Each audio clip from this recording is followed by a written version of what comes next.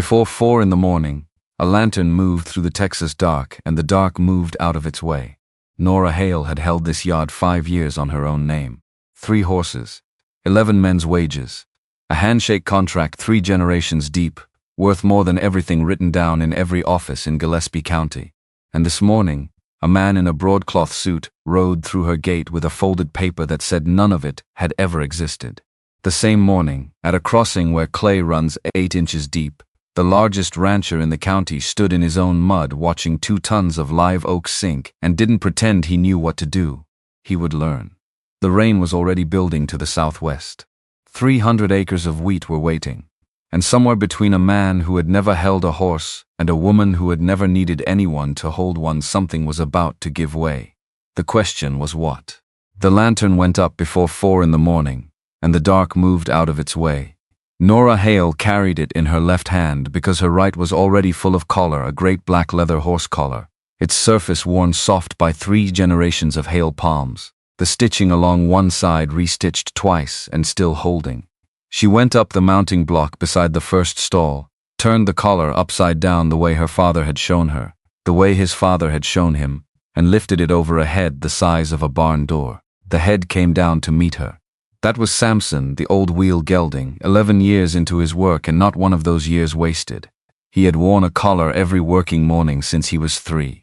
He knew the shape of it before it touched his ears, dropped his nose through the opening the moment the leather made contact, stood patient and enormous while Nora turned it right way round on the wide column of his neck, and then exhaled one long slow gust that smelled of good hay and warm grain and something else entirely. Something particular to draft horses that Nora had never been able to name but could recognize in pitch darkness. His back stood level with a tall man's eye. When he lifted his head, it went a full handspan above that. He was black where old black goes, not the polished black of a show horse, but the deep, faded, lived-in black of a working animal that had spent 11 summers in the Texas sun and didn't particularly care what anyone thought of it. So, Samson. And Marigold next, the mare Gold Chestnut, where Samson ran near black, always hungry, always curious, always slightly ahead of the moment. She lipped at Nora's left pocket before Nora was close enough to touch her, fishing for the corner of biscuit that had lived there for 3 years. Nora said, without looking down, "Give over," and gave it to her, because she always gave it. And Buck last Marigold's colt, 3 years old and stupid with it, in the way that 3-year-old draft horses are stupid, which is to say stupendously, cheerfully, magnificently stupid about nearly everything except the things that mattered, and even those he handled by watching Samson and copying whatever the old horse did with a focus that was almost religious. He had slept flat out in the straw and came up with chaff in his forelock and hayseed on his face. He looked at Nora with the expression of someone who has just been told something improbable and is still deciding whether to believe it. Nora rubbed between his ears, and he leaned into it with his whole body, until his forelegs spread and she had to push him upright. The pudding too had the shape of a right, because it was one. Hale Freighting occupied the northeast corner of a plot of land 2 miles outside of Fredericksburg in Gillespie County, Texas, and it had occupied that corner since 1851, when Nora's grandfather, August Hale, had hitched his first pair of American draft horses to a freight wagon and hauled a load of milled lumber 43 miles to a ranch that needed it before the weather changed. He had delivered on time. He had come back. He had done it again. The yard had grown in the way that things grow when they are properly tended, slowly, steadily, without anyone noticing, until one day it was simply there. 2 solid wagon sheds, a long stable with room for 6 horses at full capacity, a tack room that smelled of neat's foot oil and dried cedar, a small office with a window that looked onto the yard, and a house attached to the office where Nora and Uncle Cobb had lived for 5 years, ever since Nora's parents had both been taken in the same week by the same fever, and left her with nothing but a yard to run, 11 men's wages to meet, 3 draft horses to feed, and a name that half the county already knew. She was 27 years old. She had done all right. Not great, all right. The distinction mattered. Uncle Cobb Hale sat in his chair by the yard stove every morning, and kept the wage book the way a man keeps something he has promised himself to keep no matter what. His hands had been ruined by 40 years of chain, and frost, the knuckles swollen permanently sideways, the grip reduced on cold mornings to something he didn't talk about. He kept the wage book because he could still manage a pen, and because someone had to, and because the wage book was the yard's memory, and the yard needed someone to remember. He was 63 years old and upright still, white-bearded, with eyes the color of gunmetal that missed approximately nothing. This morning he had already been up. He sat with his coffee and the book open on his knee when Nora came back from the morning putting to. Her working dress the deep blue-black of indigo dye gone over with the season, her leather apron tied at the back, her boots already carrying a thin coating of the yard's permanent clay. 3 wagons out today, Cobb said, without looking up from the book. Miller's Stones first, then the feed run to the Delaney place. Nora hung the lantern on its hook by the door, and the timber inquiry came in yesterday from the Hargrove Ranch. I said we'd have a man look at the road before we quoted. Cobb made a sound that meant he had already recorded the timber inquiry, and was waiting for her to give him a number to put next to it. Nora poured her own coffee, stood at the window, and looked at the yard in the gray-going pink of early morning. The 3 horses were eating. Samson stood the way. Samson always stood squarely, as if he had been planted there and intended to remain until someone gave him a good reason to move otherwise. Marigold pressed her nose against the fence rail and watched a mockingbird that had landed 6 feet away with the fixed, hopeful attention of an animal that has never successfully caught a bird but has not entirely given up the idea. Buck stood a respectful half-length behind Samson and ate when Samson ate and stopped when Samson stopped, and in the 3 years of his life had never once, so far as Nora could tell, made a decision that Samson had not already made first. Balance is down again, Cobb said. Nora did not turn from the window. I know. 3rd month. I know, Cobb. If the Mercer contract goes at the end of the season. I know what happens if the Mercer contract goes. Cobb closed the book.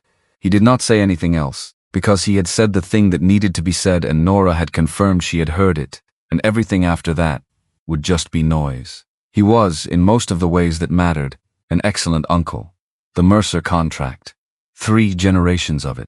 Nora's grandfather August had shaken hands with a man named Caldwell, who was the ranch foreman of what had then been called the Tanner Spread, before a single Mercer had ever set foot on Texas soil. The handshake had been witnessed by 2 men, neither of whom were alive anymore, and by a pair of draft horses that were decidedly not, and nothing had been written down because in 1851 in Gillespie County a handshake between 2 men who needed each other was the only contract that mattered, and everyone understood the terms. The terms were this: whatever the Mercer Ranch which it had become, once the Mercer family bought the Tanner Spread in 1862 needed moved, the Hale yard moved it.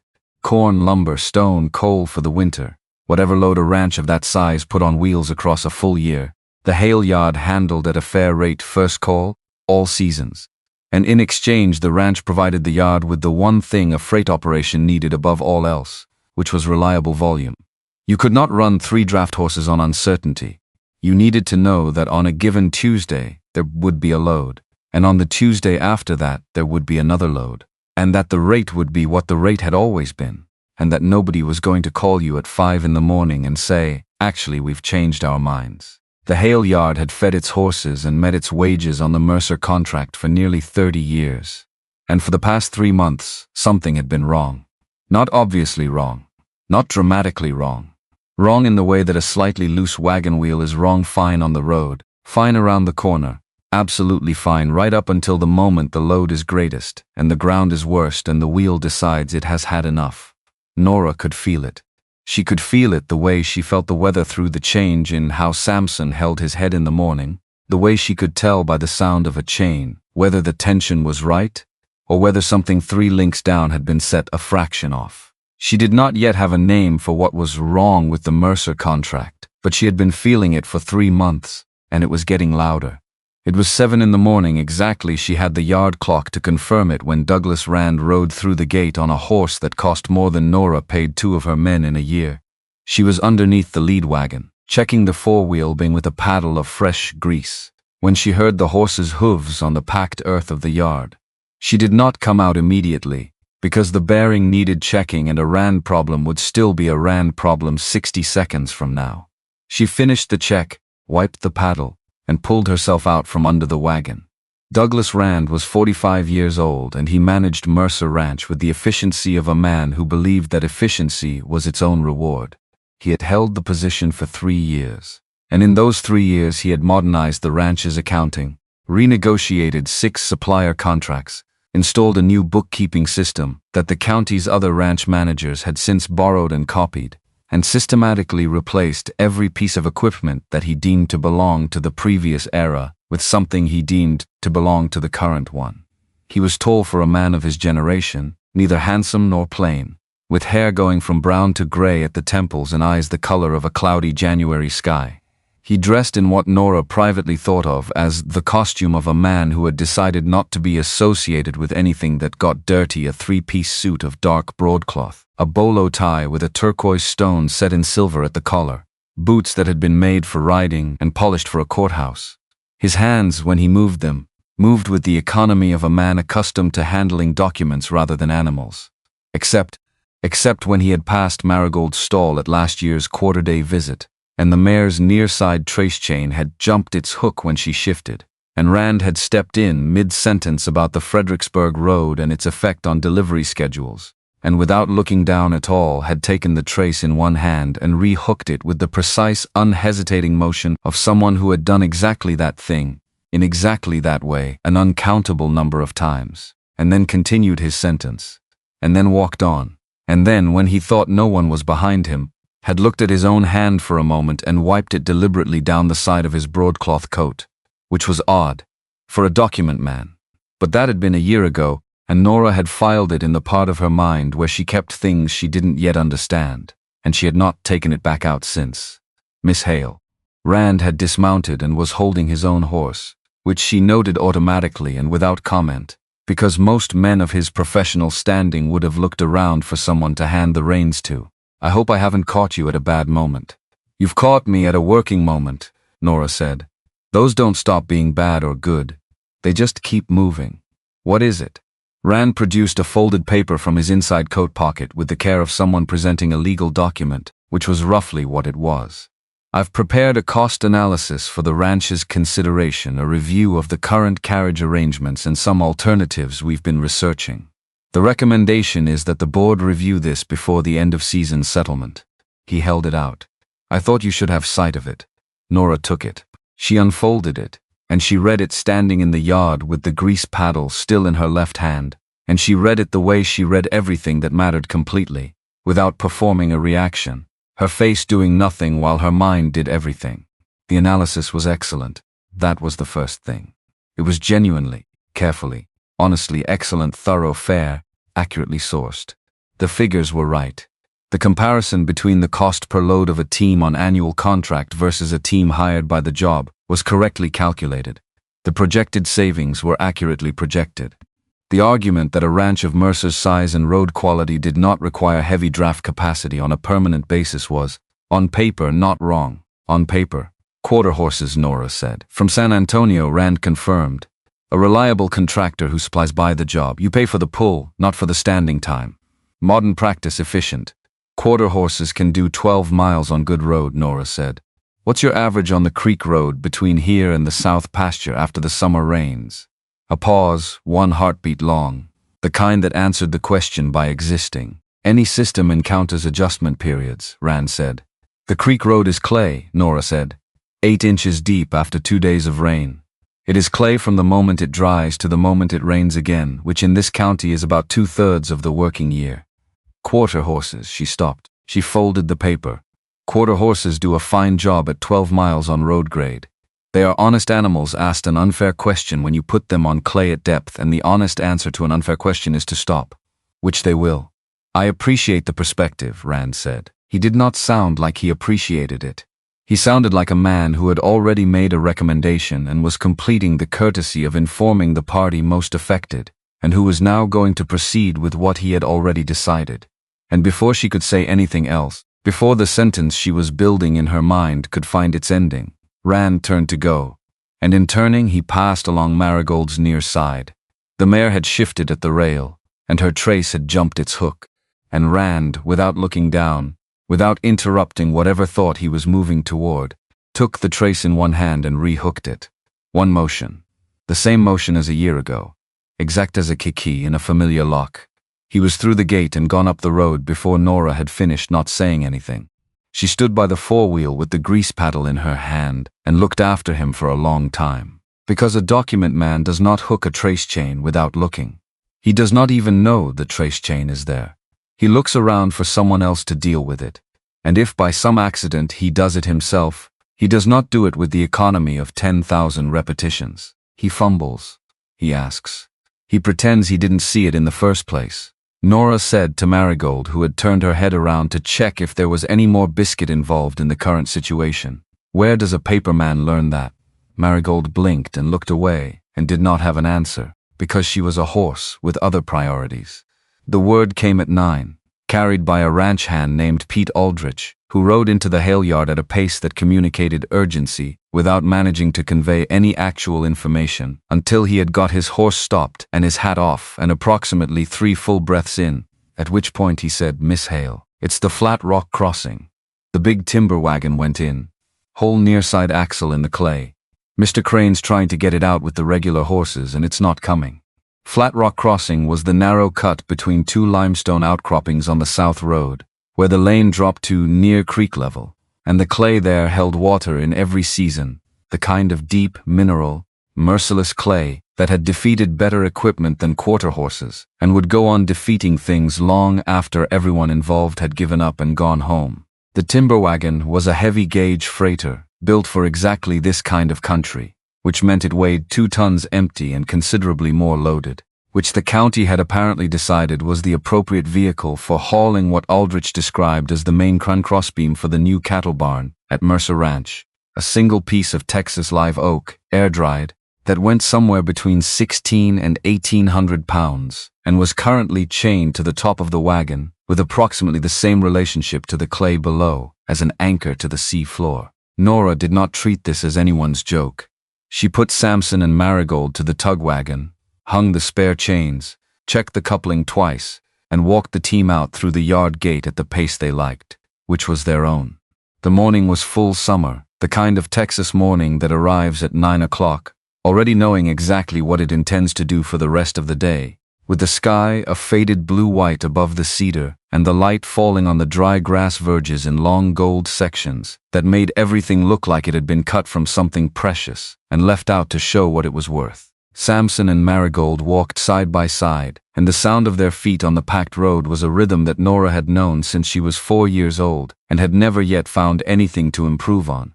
She heard Flat Rock Crossing before she saw it. Not the wagon specifically or the horses, the crowd.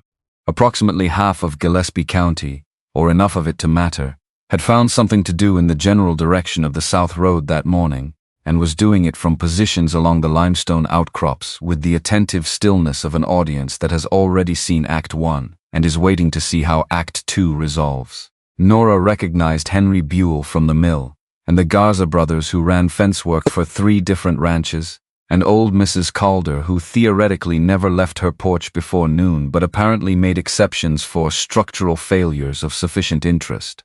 At the bottom of the cut, in the clay, was the wreck. The timber wagon had gone in axle deep on the near fore, the right front wheel buried to the hub in clay that had the color and consistency of wet terracotta and the grip of something with opinions. The live oak beam sat on top of the wagon in its chains, entirely stable, entirely unconcerned with anything going on below it, the way that very heavy things are unconcerned with the situation of the lighter things beneath them. In front of the wagon stood Seth Mercer's 4 good ranch horses, not bad animals, not badly managed, honestly and carefully blown after a series of short, hard pulls that had moved the wagon approximately 6 inches in total, and had cost the horses considerably more than 6 inches of effort to achieve. Frank Tully, the Mercer Ranch head wrangler, was walking the line between the horses and the wagon, with the careful, controlled fury of a man who understood exactly what had gone wrong and had absolutely no solution for it, and was not yet ready to say so out loud. And Seth Mercer was standing to the side. It was the first time Nora had seen Seth Mercer in person, though she had been aware of him the way you are aware of weather systems that have not yet arrived at your location by their effects on everything around them. Seth Mercer was 32 years old and had inherited the ranch 2 years ago under circumstances that the county had discussed at length and was still discussing. He was, by any practical measurement, enormous, a fact the word enormous does not adequately cover, because enormous suggests scale without texture, and Seth Mercer's scale had texture.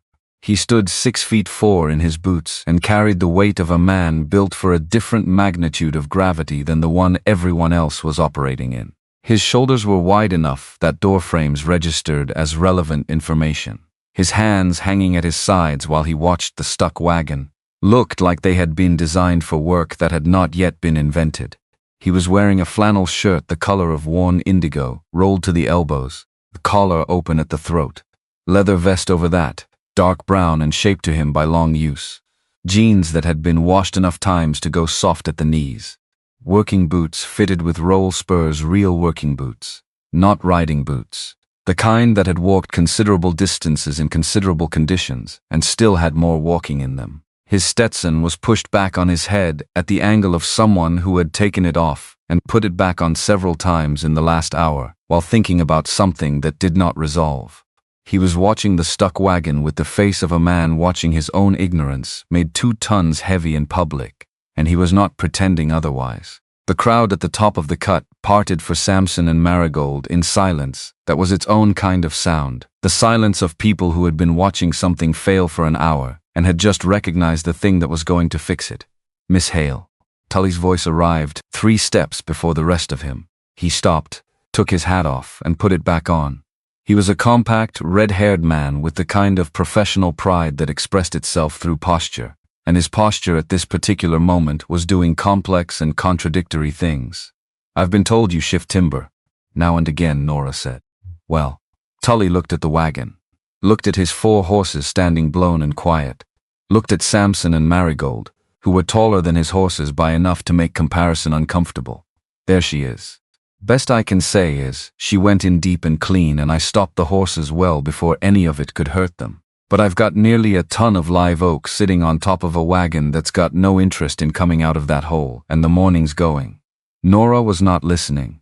She was walking the ground. She went from one end of the cut to the other, reading it with her feet the way the clay changed consistency across the width of the lane, where the solid limestone substrate was closest to the surface on the left side, where the drainage had carved the weakest channel down the center, how deep the near fore had gone relative to the wheel width, and what angle that set the load at. She crouched beside the buried wheel and looked at the set of it, the depth, the lay of the beam above. She stood and walked the line the load would want to travel if it came clear, not straightforward, which would require more lateral force than the lane allowed, but angling right toward where the limestone shelf started, where the clay ended and the rock began. "Whose chains are these?" She was already moving toward a tangle of extra chain near the back of the wagon. Aldrich brought them from the yard, Tully following her. "Spares. I'm borrowing them." She looked at the 2 men nearest the back of the wagon. "Cast off that rear lashing." "The left one, thank you."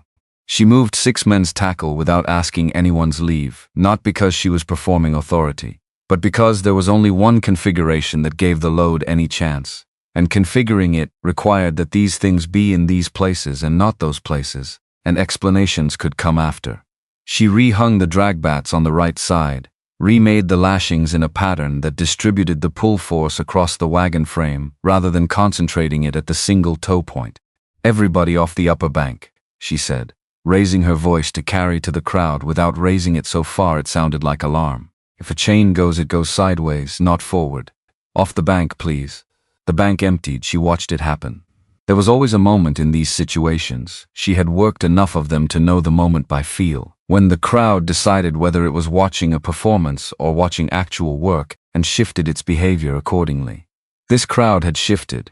They were off the bank and they were quiet and they were paying the kind of attention that people pay when something consequential is being attempted. Seth Mercer had moved with the rest of the crowd. She noticed that. She had half expected him to claim his ground, to be the man who stayed in the cut, because the equipment was his and the ranch was his, and therefore the decisions were his, even ones he didn't know how to make. But he had moved when she asked people to move, with no more theater about it than anyone else. He stood now at the edge of the cleared bank with his arms loose at his sides, watching. She put Samson and Marigold to it. The 2 horses walked into the traces quietly. They filled the cut with chestnut and black, Side by side Samson's shoulder at the height of Tully's collarbone, Marigold 2 inches shorter and not 1 pound lighter. Tully's tallest horse would have walked under Samson's chin with room to spare.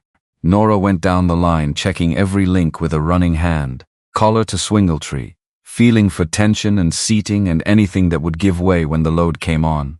She checked it twice. Then she stepped away to Samson's left shoulder and stood there, small and indigo dark against all that animal, and the cut went quiet. "Samson," she said. Nothing more. Just the names, low and even, the same weight on each. The 2 horses leaned. That is the only true word for what they did. Not lunged, not pulled. Not the scrabble of horses against a thing that won't move. They set their great shoulders into the collars and simply, gradually, with a slow certainty that had nothing performative in it, leaned, and the chains came up off the clay 1 link at a time and went quiet taut, the way a held breath goes taut, and the wagon groaned once at the joints and the clay pressed back. "Steady," Nora said. "Hold." Nearly a ton of horse apiece, leaning on the collar, the load sitting on the edge of moving and refusing to commit, and she held them at that line, not asking more, not releasing, and the crowd at the top of the bank had stopped being observers and had started being something closer to participants, held in the same breath as the horses. And then Samson knelt. He gathered himself the change in weight distribution that Nora had been feeling build in the chain for the past 15 seconds, the subtle shortening as his hindquarters came up and his forequarters went down, and he went into the drawing position. Both knees folded clean and low, clear of the clay, his whole enormous body lowering itself forward and down along the line of the chains with a deliberateness that made it look exactly like what it was. A choice consciously made, the result of 11 years of working with loads that could not be moved by strength alone. His neck crested as his weight went into the collar. Marigold laid herself out flat and upright beside him, haunches driving back, parallel to the chain line. "Walk on," Nora said. The turf behind Samson's knees came up in sections. The chains sang one sustained note, deep and metallic and absolutely committed. The buried wheel rose out of the clay with a sound that the earth makes when it has decided to let something go, a long sucking release that carried with it 6 inches of clay wall, and a wave of displaced water, and something that sounded, to everyone standing above it, like the crossing of a threshold. The wagon moved, a foot, then another. Samson coming up out of his kneel as he walked, 1 stride, 2, the load following. Marigold stride for stride beside him, the live oak beam riding on top of all of it like something that had simply been waiting for a polite enough invitation. Out of the hole and up the near-side incline and onto the limestone shelf at the edge of the road, rolling, free. "Stand," Nora said. They stood, both horses blowing, their sides working, Samson shaking himself all over so his harness rang. He turned his great head around and found Nora's shoulder with his nose and blew into it, which was his consistent opinion of a job completed to his satisfaction. The crowd at the top of the cut remembered how to breathe, and then remembered how to be a crowd, and hats went up and someone let out a yell, and the sound of it bounced off the limestone walls and came back twice. Tully stood by his 4 blown horses with his mouth open, and his expression doing the complex arithmetic of professional pride meeting undeniable evidence. Seth Mercer came across the clay. He had taken off his Stetson, and no one had told him to. He came across the mud directly, not around it, and stopped when he was close enough that Nora had to look up to see his face properly.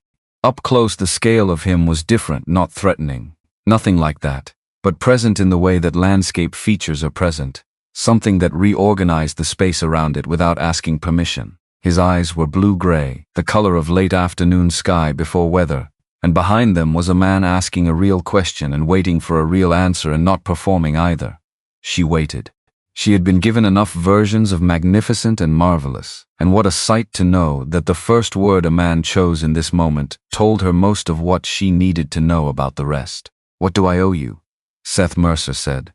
Nora looked at him for the first time with her full attention. "The ranch's contract, Mr. Mercer.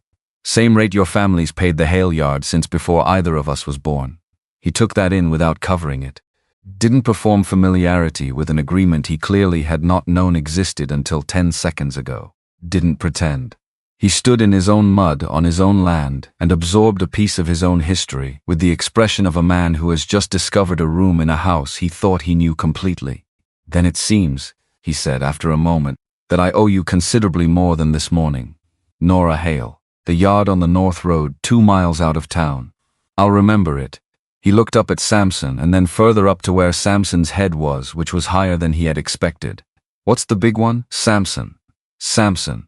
He said it gravely, with the weight of a man filing a name carefully. And Samson, who had already completed his survey of the current situation and located a vest pocket at roughly the correct height, pressed his nose into Seth Mercer's chest and left a considerable impression in damp wool. Seth Mercer looked down at the state of his vest, and then he laughed an actual, unguarded, caught-off-guard laugh, the kind that a man does not decide to produce, but that happens to him, and the crowd at the top of the cut heard it and liked him for it. And Nora, noting this with the precision of someone who preferred not to be ambushed by her own reactions, liked him for it too, which was inconvenient, and she filed it in the same place as the chain hook and Rand's wiped hand, in the part of her mind where things went when she did not yet know what to do with them. Seth Mercer arrived at the Hale yard the following morning at 7:15, riding a bay gelding that was a good horse but nothing showy, and he tied it to the post outside the yard gate himself instead of looking for anyone to hand it to, which Nora noted from the top of the loaded freight wagon she was directing the tie-down on. "Mr. Mercer," she said without coming down Miss Hale. He stood below her with his hat in his hands. He was dressed for work, flannel again, gray this time, the kind of practical gray that disappears into a working morning and doesn't demand to be noticed, leather vest. Boots carrying last night's mud still, which meant he had left the ranch early and not taken time to clean them, which meant he had come directly. "I've come to make an inspection of my ignorance," Seth Mercer said. "Yesterday I found out that my ranch has a contract I'd never heard of, a debt I couldn't name, and a neighbor who can move an oak beam with 2 horses and no whip. I'd like to understand what I've been paying for. Will you show me?" "It's a working day," Nora said. "What I can show you is work." "Then show me that." She studied him for a moment from her height on the wagon, the face that had prepared itself for a polite refusal and was not quite showing it, the hands loose at his sides. Then she came down the wagon side and held out the lead rope for Buck, who was standing in the yard with the expression of an animal that has just noticed something interesting and is deciding whether to investigate it. "Hold the colt," Nora said. "He's the young one. Stand at his head and hold him while we put shoes on his dam. He'll lean on you and dig through your pockets and find something alarming in that gatepost that has never been alarming before today. Your job is to be completely boring.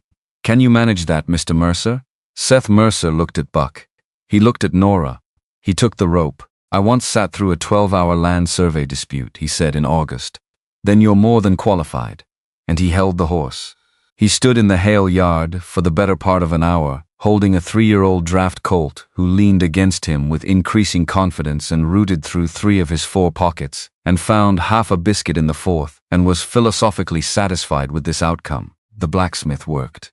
Seth Mercer stood and talked to Buck quietly. About nothing in particular. Nora could not hear the specific words, only the register, the even, patient murmur of someone who had decided that the animal needed to hear a voice continuing and was going to continue it. Buck tried to lean all his weight against Seth's side, testing whether this enormous human would hold or shift. Seth held without bracing, without showing the effort, which was harder than it looked, and which Buck apparently found acceptable, because he settled with a long breath and went back to investigating the pocket situation. When Nora came for the rope, Seth reported, "He leaned on me increasingly. He always does. It means he's decided you'll hold.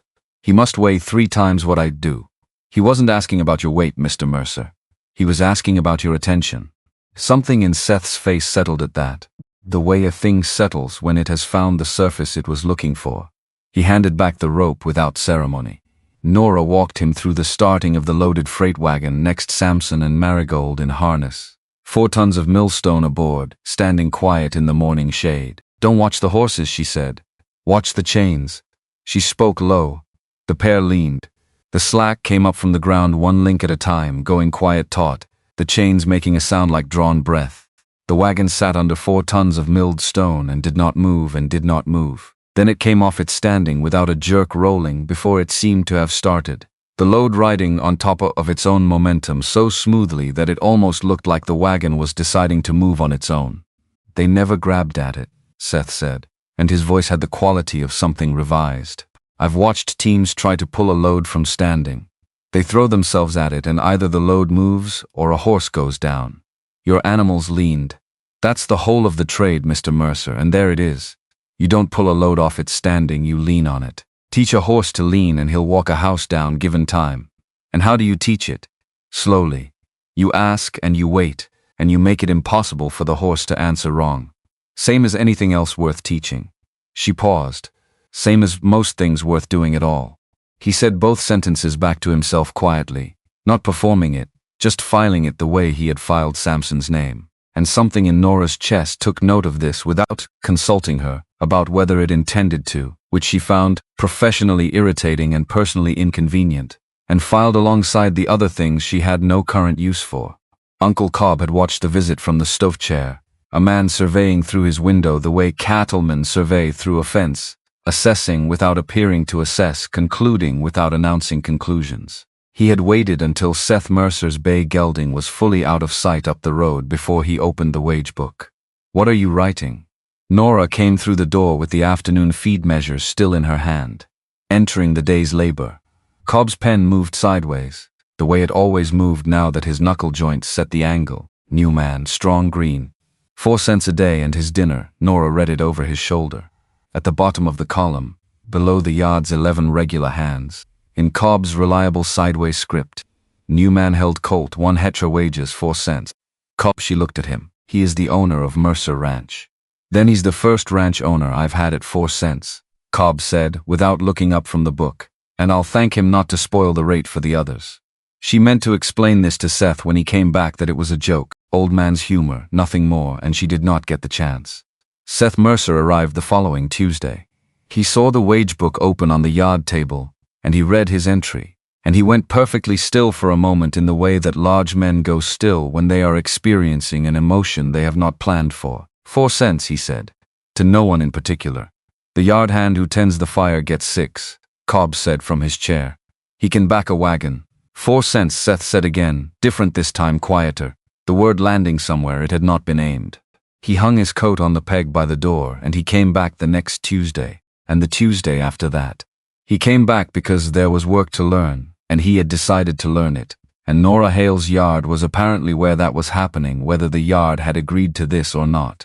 And somewhere in the county, in a clean office at a desk that held no dust, Douglas Rand was writing a letter to a purchasing manager at a company in Austin called Drummond & Sons, a letter that Nora had not yet seen, would not see for several weeks, and that when she finally did see it would explain, retroactively, every small wrongness she had been feeling in the Mercer contract for the past 3 months. But that was weeks away. This morning the horses were eating. The yard clock read 7:42. The freight run was loaded and moving. And in the wage book, at the bottom of the column, 4 cents waited to be paid to a man who didn't need the money and had come back for it anyway. Which was, Nora thought, opening the tackroom door and reaching for the neat's foot oil, either the most interesting thing about Seth Mercer or the beginning of understanding what the most interesting thing was. She filed it. She went back to work. Seth Mercer came back on Tuesday, not sent for, not expected in any official capacity.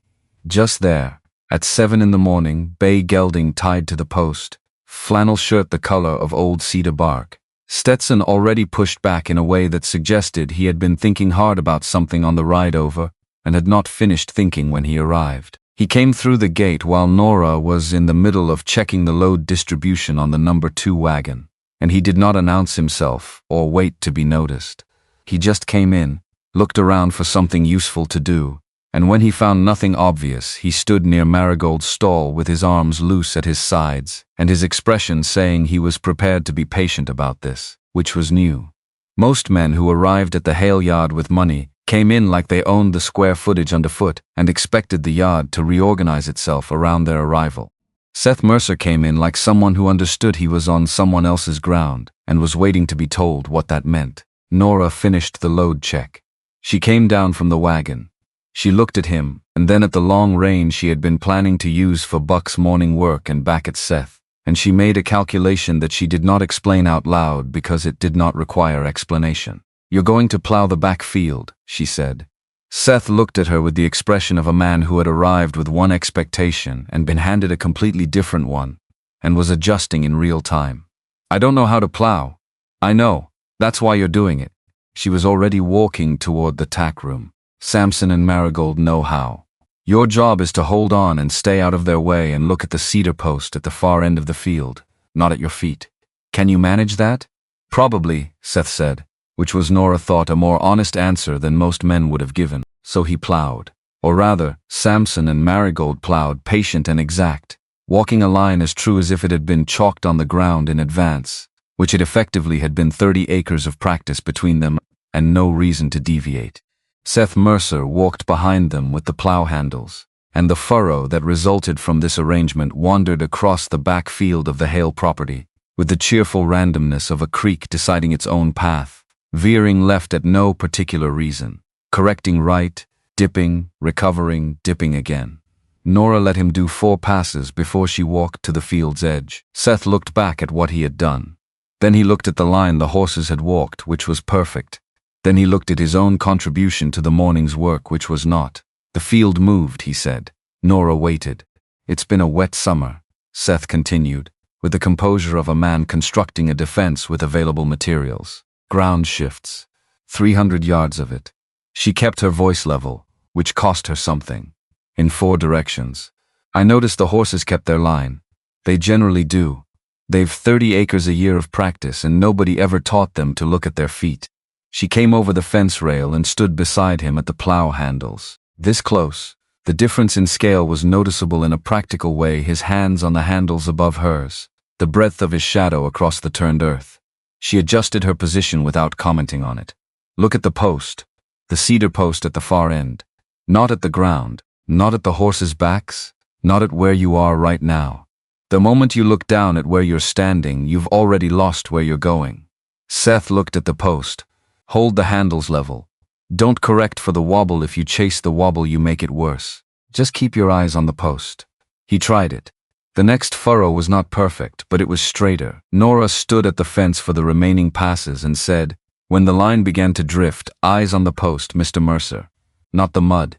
And he brought it back each time, not by strength, which he had in excess, and which was doing him no good here, but by fixing his attention on the thing that was far away, instead of the thing that was immediately underfoot, which was, she thought but did not say, a lesson that applied to considerably more than plowing. By the 4th Tuesday, Seth had learned to groom. This took longer than it should have, because grooming a draft horse involves being leaned against at roughly 900 pounds of pressure, and the natural human response to being leaned against at 900 pounds of pressure is to brace, and bracing does not work, because the horse simply leans harder. You have to not brace. You have to remain present and committed to the task and allow the weight to come and not fight it. And at the moment the horse understands that you are not going to fall over or retreat, the pressure eases and the relationship shifts onto different terms. Seth fell over twice before he found this out. Marigold appeared to find this interesting. Samson watched from his stall with the patience of someone who had already graduated and did not need to sit through the lesson again. At the end of the 4th Tuesday, Nora walked him through the grain measurement. Not because he had asked, he had not yet reached the point of knowing what to ask, but because the horses had a hill coming at the end of the week, and she was beginning the feed adjustment that would prepare them for it. And it was the kind of thing that you understood better if you watched it being done than if you read about it. She measured the evening oats with the wooden scoop and leveled it with her palm. She had been raising the portion by small increments for 2 weeks, building toward Friday's load without telegraphing it, and the current measure was 3 quarts against the standing 2.5. Why more tonight? Seth was leaning against the stall partition watching, which he had started doing approximately 2 Tuesdays in, arriving close enough to observe but far enough out not to crowd. She had noted this too. He had figured out the distance that said present without saying in the way, which was a distance that some men never located. A big horse pulls with what he ate 3 days ago, Nora said. You feed him Tuesday for Friday's hill. By the time Friday comes, it's too late to feed him for it. That food takes days to become strength. Everything a horse does today, he's doing on what you did for him last week. Seth was quiet for a moment with this. And after the hill, he said, Friday night, when the work's done, what do they get? They're Tuesday again. She leveled the next scoop. It never stops being Tuesday somewhere ahead of you. That's the whole trade in one sentence, Mr. Mercer, if you're looking for it. I'm looking for it, he said. Not as a social response. as a statement of fact. He was. She had noticed this the way he collected things, she said, not writing them down, not performing attentiveness, but actually filing them somewhere in a manner that suggested he intended to use them. It was the habit of a man who had decided he was ignorant and was not embarrassed about it, and was going to fix it by whatever means were available, which was more than she could say for Douglas Rand. The thought arrived uninvited, and she set it aside and went back to the grain. Because Rand was a separate problem. And the separate problem, as of the second Tuesday of the month, had developed a new dimension. She had not told Seth about the letter. She had received it 10 days after Rand's yard visit, a one-page document from the Mercer Ranch office, addressed to Hale Freighting, delivered by a rider who had not waited for a reply. It was a routine review of service arrangements, which was how you wrote a letter that said, "We are thinking about replacing you," without technically saying those words. The language was careful, professional, the kind of language that a man with Rand's attention to documentation produces when he wants to be able to say later that he had been completely transparent. She had read it once. She had read it again. She had given it to Cobb, who had read it without his expression changing, which was its own kind of statement. Then she had put it in the back of the wage book where it could not be accidentally misplaced, and she had gone out to feed the horses. And she had spent the following 3 hours feeling the ground shifting under a plan she had always assumed was solid, and reminding herself that feeling the ground shift was not the same as falling, not yet. The harder thing, the thing she had not yet said to Cobb and was not going to say to anyone, because saying it changed it from a suspicion to a fact, and she was not ready for it to be a fact, was that the letter had arrived 2 days after Rand's yard visit, and the timing of that was not coincidental. Rand had come to tell her. Then he had sent the letter to confirm it, which meant the letter had been written before the visit, which meant the courtesy of informing her in person had been exactly that, a courtesy, not a consultation. The decision had already been made. She was being handled. And Seth Mercer, who owned the ranch and had presumably authorized this review, was showing up every Tuesday to learn how to measure horse grain, and not once had mentioned a word of it. So either he knew and was choosing not to say, which was a version of the situation she found difficult to reconcile with the man who had asked, "What do I owe you?" at Flat Rock Crossing, or he did not know, which was a version of the situation she found entirely possible and considerably more alarming. It was the 5th Tuesday that Rand did the thing she did not know about until Aldrich mentioned it 3 days later.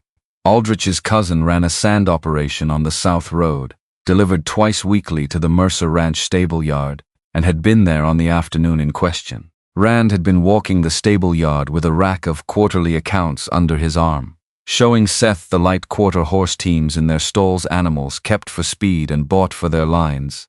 Nothing wrong with them for what they were, and entirely insufficient for what the South Fields required in August. And a groom had led a bay gelding past, freshly harnessed for the afternoon post run, and the hames on the collar were sitting a thumb too high, which would gall the shoulder by evening if it was not corrected. Rand, mid-sentence about drainage rates, had stepped in and knocked the strap loose, reseated the hames and drawn the strap up true. One motion. The same motion as the trace chain at the yard, the same economy, the same done 10,000 times certainty. And then this was the part Aldrich's cousin told, laughing, thinking it was funny. Rand had looked down at his own hand, as though it had done something without his permission. He had wiped it slowly down the side of his broadcloth coat. He had wiped it again. And then he had continued the sentence about drainage as though none of it had happened. Nora carried this home to the tack room and told Cobb. Cobb did not laugh. He sat with his ruined hands wrapped around his coffee cup and looked at the stove for a considerable time, and whatever he read in the fire he kept to himself for a while before he spoke. "Jim Rand," Cobb said. Nora waited. "Hauled lime out of the quarry at Kerrville for 30 years. I carted against him in the dry season, early 80s, little man, weathered, drove a pair of half-bred drafts and drove them kind. Every horse he ever worked died fat. Every cent he made went into keeping his boy at school in Fredericksburg." Cobb's hands tightened on the cup, which was as close as his knuckles could come to tightening anymore. "Boy left at 15 to apprentice with an accountant. Never came back that I heard." The silence that followed had the shape of something settling into place. "The trace," Nora said slowly. "Quarter day." He hooked it back without looking. And the groom's story, Hames, set true while he was talking about drainage. And now this.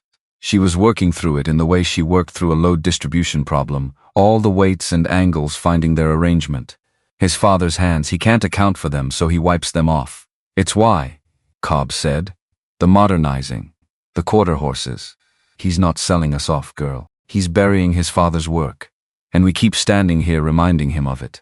Nora sat with this for a long time, because it explained things that had not had explanations, and the explanations were not comfortable.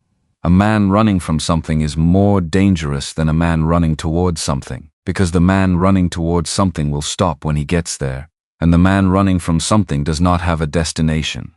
He just has the thing he is running from. It's a weapon, Cobb said, after the silence had gone on long enough. Put it in the right ears in this county, and he's finished. The improving agent, the limehauler's boy ashamed of his own father, they'd laugh him out of Gillespie County before the next quarter day. Nora thought about it. She thought about it carefully, the way she thought about road conditions before a run, not quickly, not with emotion, but mapping the actual terrain. His father, she said finally, sounds like the best man in this story so far. I'm not spending a dead teamster to win a live argument. She picked up the nearest piece of harness and started working it. We fight him on the work, Cobb, or we don't win at all. Cobb looked at her for a long moment. What was in his face was not agreement, and was something better. The 6th Tuesday brought the grain lesson, and the grain lesson brought the evening, and the evening brought the rain. It arrived the way the best trouble does, without warning significant enough to act on. The sky had been building since afternoon. A gray overcast that in hill country in August meant nothing necessarily, or everything, depending on what it decided to do next. What it decided to do at approximately 7 in the evening, while Nora and Seth were in the wagon shed with the harness down for oiling, was open entirely. The rain came down on the cedar shake roof of the wagon shed, with the sound of a decision being made, all at once and with considerable commitment, and the light outside went from gold to gray in 40 seconds, and the lane became a river, and neither of them was going anywhere for at least an hour. They both knew it in the same moment. And in that same moment, they both found the harness on the bench in front of them extremely interesting. The shed was the right size for the work it was built for, which meant it was considerably smaller than comfortable for 2 people who had just become aware of being 2 people alone in it. The oil lamp at the end of the bench made one pool of gold light across the collars and traces laid out between them, and the dark pressed in. Around that from the walls, and the rain pressed in from the roof, and the horses in the stalls beyond were breathing and occasionally shifting their weight, and none of this added up to a manageable situation. So they worked, because working was available. Nora took the first collar and started working neat's foot oil into the leather with the steady circular motion her hands knew without instruction.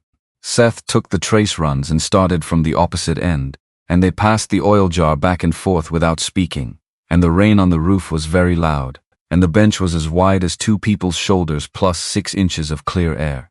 The buckle on Samson's belly band was the problem. It had been stiff since April, when the spring mud had gotten into it and dried with ideas. Seth had been working on it for 5 minutes with no result, greasing it, working the mechanism back and forth, greasing again. His hands were competent with tools and completely wrong for this particular one, which needed a specific motion that was not intuitive and had to be learned. Nora put down the collar she was working. She reached across. She put her hands over his to show the trick of it, the angle and the back turn that released the tongue. Her father's method, learned at 10 years old and performed without thinking in the 10,000 repetitions since the buckle gave. And neither of them moved their hands. The rain was very loud. The lamp made its small gold world of the bench between them, and the rest of the world was rain and dark and the sound of 3 horses breathing beyond the partition. Seth turned his hands over, slowly, under hers, not gripping, not pulling, just turning so that his palms came up and her palms were resting in them, and the contact changed from a lesson into something that did not have a category in any of the frameworks Nora used to organize her daily experience. He did not snap at it, did not claim it. He had been learning all summer in ways that had nothing to do with harness, how not to grab. He held still, and he let the weight of the question rest between their hands, and he waited, and the waiting itself was a kind of answer about the quality of his attention. Nora's chest went tight. Her chest never went tight. She was a woman who had run a freight operation for 5 years on her own name and managed 11 men's wages and negotiated rates with 3 different county boards, and not once had her chest done anything without her permission. "Mr. Mercer," she said, "I wish you wouldn't call me that tonight." His voice quiet meant only for the 2 feet of bench between them. "It's your name." She took her hands back. She did it gently, because she was not angry, and gently was harder than angry. And it cost her something that she did not look at directly, because looking at it directly would make it larger. "Then here is the arithmetic," Nora said, "and I'll say it the once." She picked up the oil rag and the next trace, and her voice stayed level, which was its own considerable labor. "I'm 27 years old, and I've held this yard 5 years on my own name and nobody else's. A businesswoman who lets the biggest rancher in the county court her is a story this county has told 100 times and knows the ending of every time. When it ends, the rancher is still the rancher.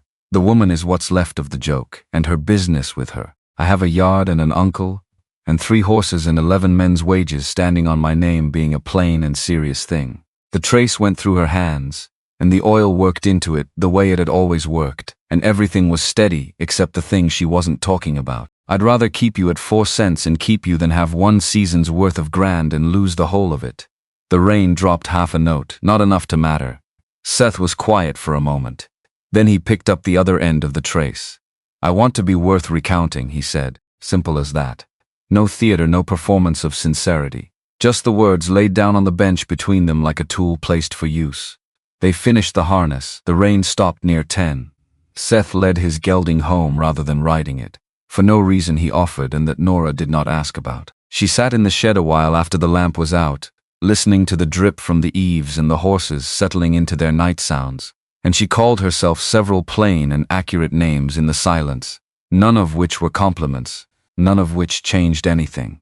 What changed things was the letter that arrived the following morning. Nora was at the yard table with the week's accounts when Aldrich brought it in sealed, hand-delivered from the Mercer Ranch office, addressed in a clerk's careful lettering to Hale Freighting. "Attention, Miss N. Hale."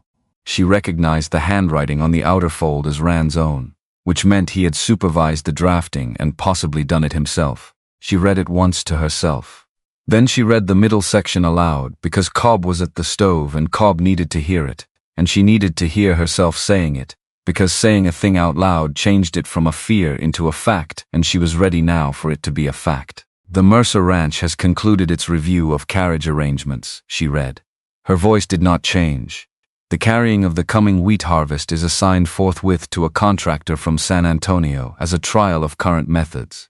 Upon the success of this trial, the ranch's remaining carriage corn, lumber, stone, coal, and all freight whatsoever passes to the same contractor at season's end. Orders already placed stand and will be carried by your operation through the quarter settlement. The ranch thanks Miss Hale for services rendered over many years." She stopped. She folded the letter. She looked at the signature line, which carried Rand's name in full and the words under delegated authority and nothing else. Seth Mercer's name was nowhere on it. "He acts on authority given," Cobb said from the stove. "Or he acts on authority he's decided he was given. One of the two. Which do you think?" Nora set the letter down on the table. Outside, Marigold was at the fence rail pressing her nose against the post in the way she did when she was thinking about something, or when she wasn't thinking about anything in particular, which with Marigold was sometimes the same state. "I think Seth Mercer has been coming here every Tuesday for 6 weeks, and has not once said the words ending contract in my presence. That is either a man who doesn't know, or a man who has decided he doesn't want to know. I believe the first one. Which do you want?" Nora stood up. She went to the stove and poured her coffee and did not answer that question, because answering it required looking at the thing she had been not looking at since the wagon shed, and she had made a decision about that and she was going to maintain it. "He'll know by the end of the week," she said instead. "This county talks." And it did. Seth Mercer arrived at the Hale yard on the Thursday, not the Tuesday, riding hard enough that his bay was breathing fast when he tied it to the post.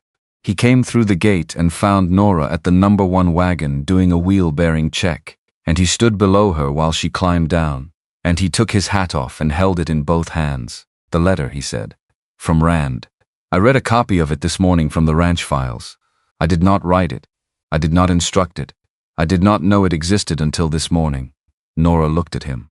He was not performing either outrage or apology. He was stating what was true and what was not true, clearly, in the order that mattered. Your name is not on it, Nora said. My name will be on the correction. Something in the sentence landed differently than expected. Not the promise she had been given promises before, by men who meant them and men who did not, but the plainness of it. No ornamentation, no ask for credit, just a direction and a declared intention. The contractor is already booked for harvest, Nora said. That's in 5 weeks, I know. Rand's had this planned longer than the letter suggests. The timing of the booking, the way the language is written, this has been built over months. Seth's jaw moved slightly. I signed things I didn't read, he said. For 2 years I signed things I didn't read because I didn't know enough to read them usefully. And I didn't want to show how much I didn't know. And Rand is a capable manager who was managing what I let him manage. He looked at Nora directly. That's the full account of it. I'm not asking you to think well of me for it. I'm telling you what's true. Which was, she did not say, more than most men offered. Because most men in his position would have blamed the manager. Or qualified it. I should have paid closer attention. There were mitigating factors. The transition was difficult. Seth Mercer gave her the undecorated version and stood there with his hat in his hands and did not ask to be forgiven for it. The thing in Nora's chest that she was not examining shifted incrementally, and she told it firmly to hold its position. I need to show you something, she said. She walked him to the number 2 wagon, where she had been loading the widow's coal run that morning, the quarterly delivery to 3 households in the southern part of the county whose situations had been written into the Hale Freighting rate, schedule by her grandfather in 1858, carried at cost, invisible on any invoice, the kind of obligation that cannot be contracted for because it belongs to the category of things that cannot be priced without being ruined. Coal in August? Seth was looking at the loaded wagon. Goes in before the fall work gets heavy while the horses can be spared. Nora checked the tail chains. Come on the errand, it's 2 miles, we walk it. So the biggest rancher in Gillespie County walked a coal wagon through the eastern county roads at Sampson's Head on a Thursday afternoon in August. And he learned the errand by doing it. The sacks carried up the narrow paths to the back doors. The cellar boards lifted. The coal measured and tipped in, the boards replaced. The path swept clear after. The path as well? Seth had the broom. The path first. Coal any man can haul. A swept path tells a widow she's no inconvenience to the people bringing it. And that's the half of the load worth carrying. At the last house on the run, Mrs. Ruth Kane held the gate. She was 65 years old and had the posture of a woman who had decided some time ago that the world was going to have to manage its own affairs without her pretending to be smaller than she was. She wore a gray work dress, white collar, hair pinned with the economy of someone who had not given much thought to ornament in 2 decades. She watched Seth carry the last sack up her path with the attention of a woman assessing a horse before purchase. So you're the 4-cent rancher. Not a question. Ruth Kane did not ask questions she already knew the answers to. Set it left of the chimney. Mr. Mercer, the right side takes on damp in the cold months. Well, they told me you were decorative. She looked him over, coal dust and all, the flannel shirt carrying evidence of the past 2 hours, the Stetson finally showing some honest wear. You'll take coffee. Standing. I don't stretch to Cattle King sitting. They took the coffee standing.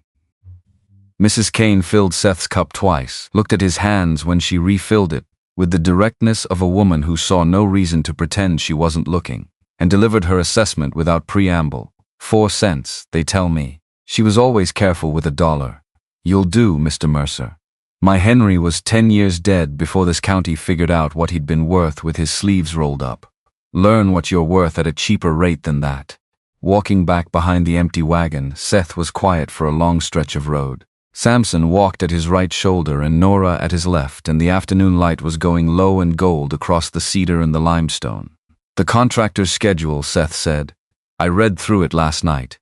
Every page. There is no line in it for that errand. There wouldn't be. It isn't work you can let by the job. It's work you can only owe.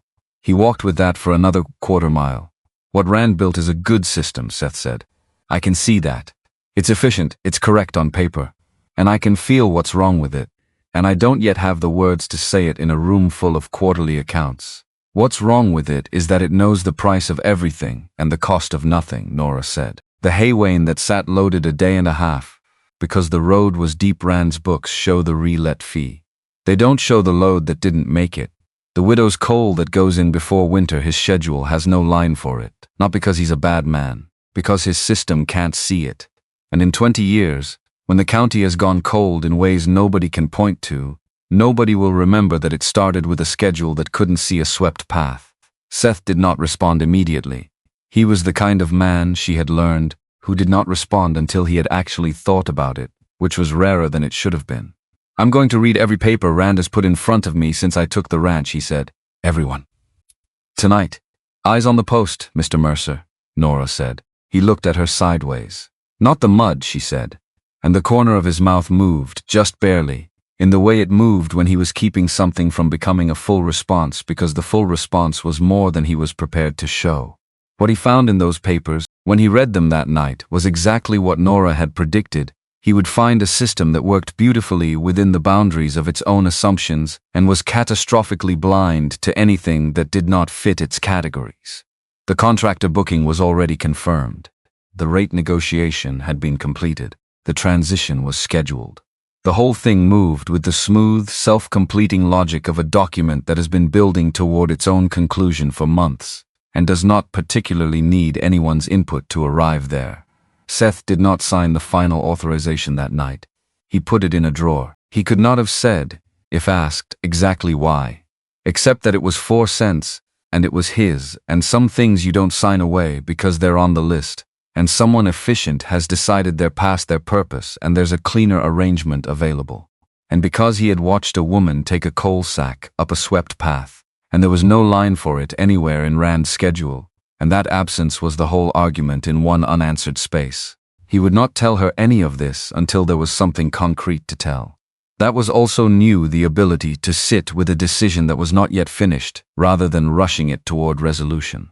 Another thing the Tuesday lessons had deposited somewhere without asking him first. And while Seth Mercer sat with his unsigned papers in the study of the largest ranch house in Gillespie County, Douglas Rand sat at his own desk in the ranch office and addressed an envelope to Drummond and Sons of Austin, and wrote the letter that he had been composing in his head for 2 weeks, and folded it, and sealed it, and set it with the morning's outgoing correspondence without telling anyone it existed. The letter explained, to a purchasing manager named Elias Drummond, that a draft horse operation in the North County had recently lost its primary contract and might be receptive to an offer for its assets. It mentioned specifically the large black gelding seen at Flat Rock Crossing in June.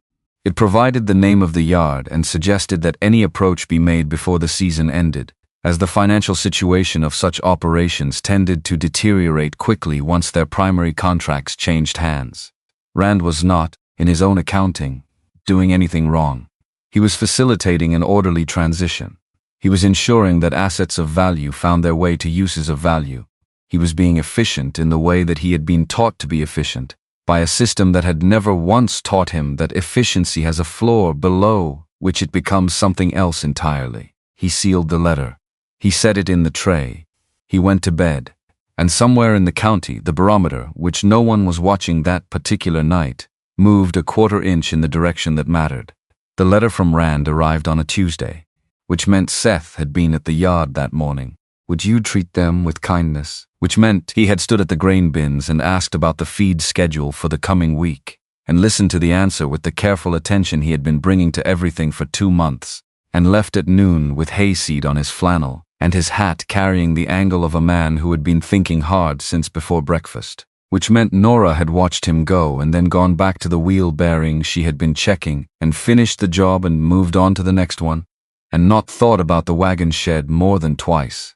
Which was not accurate, but it was the version she was maintaining. The letter came in the afternoon post, hand-delivered, sealed, the clerk's lettering precise and without flourish on the outside. She opened it at the yard table while Cobb was in the tack room rehanging a bridle he had decided was stored incorrectly, which was his version of giving her privacy without admitting he was doing it. She read it. Then she read it again.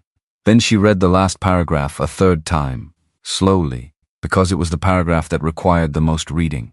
The wheat harvest contract, the biggest single job of the Mercer Ranch year, the load that paid 3 months of wages by itself, had been assigned to the San Antonio contractor. Trial basis.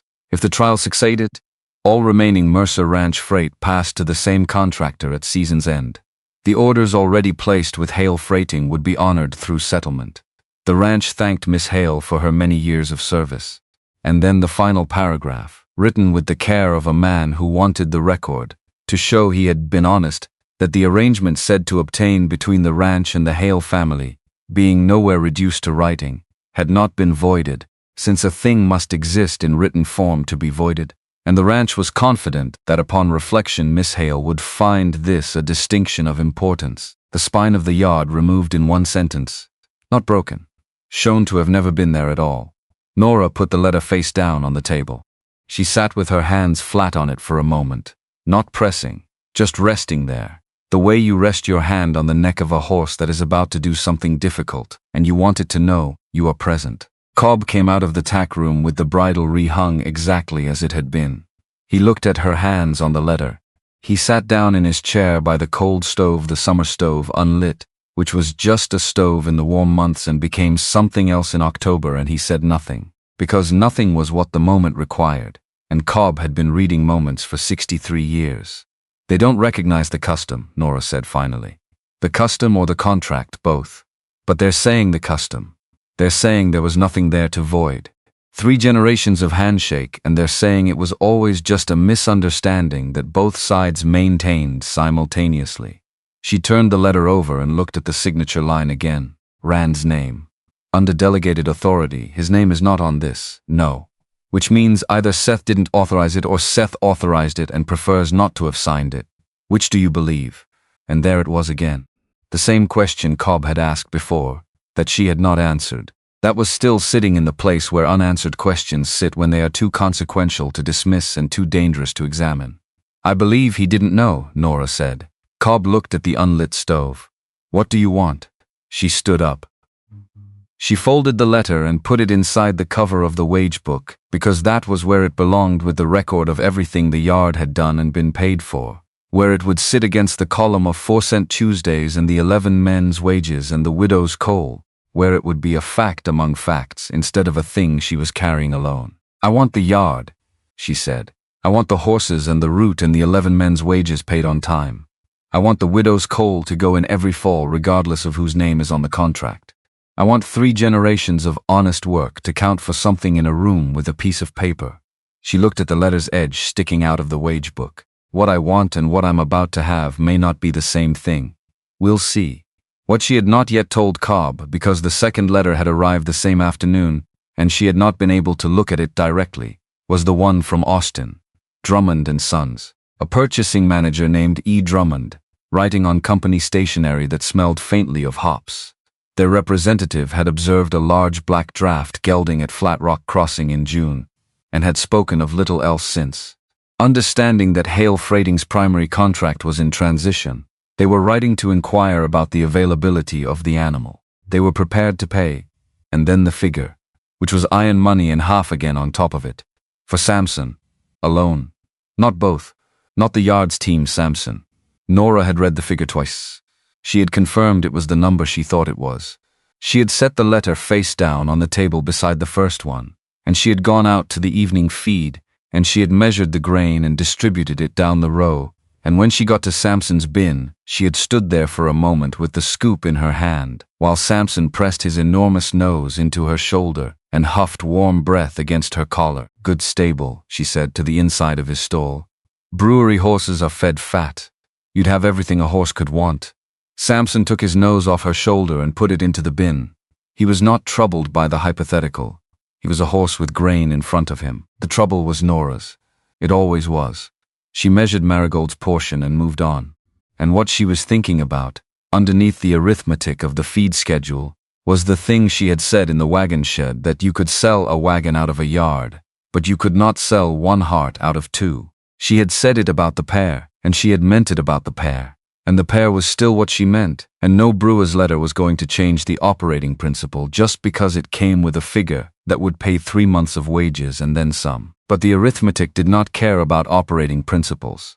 The arithmetic was what it was, and it sat on the page next to the wage book, and it said, without the Mercer contract, The yard could not feed 3 horses and 11 men through the winter. And without Samson, Marigold worked alone, which was not working, which was standing in a stall converting grain into nothing, which meant the arithmetic and the operating principle were in a room together, and she was going to have to decide which one was right. She did not decide that night. She went to bed with both letters in the wage book and the answer still unwritten.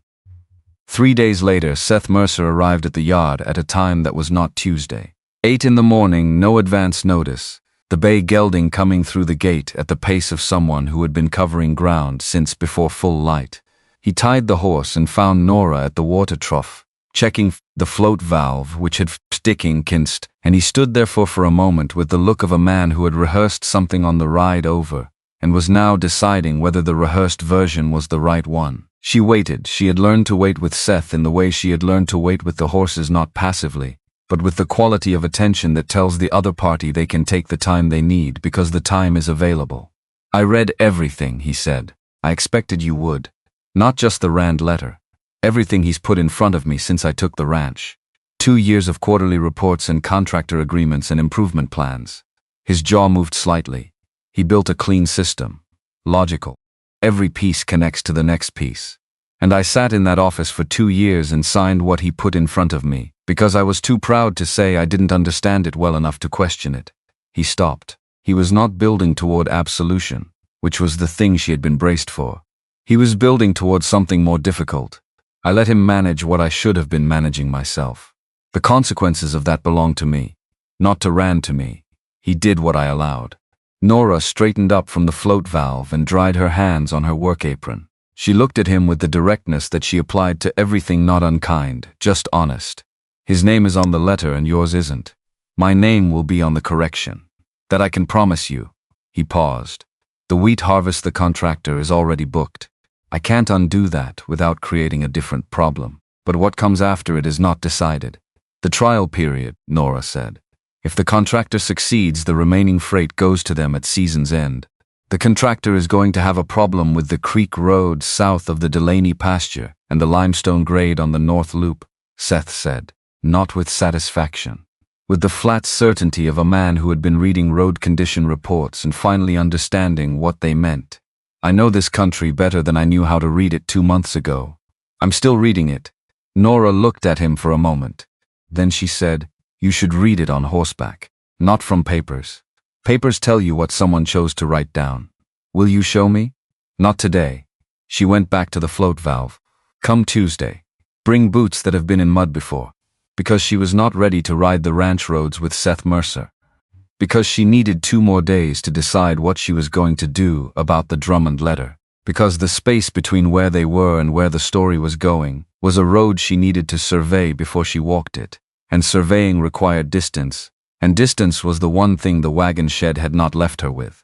Seth left, and Nora went back to the float valve and fixed it, and then she went to the tack room and found Cobb there with the wage book open on his knee. "He didn't authorize the letter," she told him. "You're sure?" "As sure as I can be without the paper to prove it." She sat down on the grain bin lid across from him, which is the problem. Rand acted under delegated authority that Seth gave him broadly and Rand applied specifically. Seth can correct it going forward. He can't uncorrect what's already been done. The harvest. The harvest. She looked at the ceiling. The cedar shake was dry this time of year, and the sunlight came through the gaps in the oven-flat light of August afternoon, striping the tack room in gold and shadow. The contractor from San Antonio has the wheat harvest. 5 weeks from now. If they manage it, Rand's plan completes itself. If they don't manage it, the creek road, Cobb said. The creek road. And the south pasture grade. And 3 gates on the lower loop that quarter horses have never navigated at depth in August. She was quiet for a moment. "I'm not waiting for them to fail, Cobb. I'm not planning around it. But I'm not disbanding the team because a plan that hasn't been tested yet says I should." "And Drummond?" The name sat in the room between them. Nora put her hands on her knees and looked at the floor. "No." "The figure they offered?" "No." She raised her head. "Marigold worked beside 3 other horses before I found the right pair. Good horses. She gave them her legs and kept her heart for herself, and you could feel it through the chains. The load came, but it came grudged. Put her beside Samson on the first pull, and she laid herself into the collar like she'd been born in it, and she has not once since then given him anything but everything. She looked at Cobb squarely. I will not sell one heart out of two. Not at any price they've named, and not at any price they're going to name. Cobb closed the wage book. His hands moved slowly around the cover, the ruined joints finding their position. Then we have 5 weeks, he said. We have 5 weeks, Nora agreed. And she went to write the reply to Drummond and Sons, which was 1 sentence, and which cost her nothing to write because it was the only sentence available. The horses of this yard are not sold out of their pairs. She sealed it and sent it the same afternoon. That should have been the end of that particular problem. It was not because problems of that kind are not ended by a sentence, even a clear one. But it was ended for now, and now was what she had. What she had additionally, though she did not know it yet, was a conversation happening 60 miles south in an Austin office building where E. Drummond of Drummond and Sons read her reply and raised his offer by 30%, and wrote a second letter that was already on its way north. And what she had also, closer and more immediately, was the visit from Douglas Rand. He came the following week. The same morning Seth had his first full road lesson at the South Pasture Grade. Rand arrived at the yard, while Seth was 3 miles away, learning what the limestone grade felt like from horseback in the post-rain conditions that Nora had predicted would arrive by Wednesday, and that had arrived by Tuesday, because weather in hill country does not wait for anyone's schedule. Rand came for the final quarterly settlement. The accounting was exact, she had expected nothing less. Every figure correct to the cent, every disputed item resolved in the yard's favor, the whole thing presented with the careful justice of a man who was closing a chapter he would prefer not to have feelings about. He would not take the chair she offered. He stood in the yard in his broadcloth and bolo tie while she checked the accounting line by line, and she watched him over the top of the paper while she did it.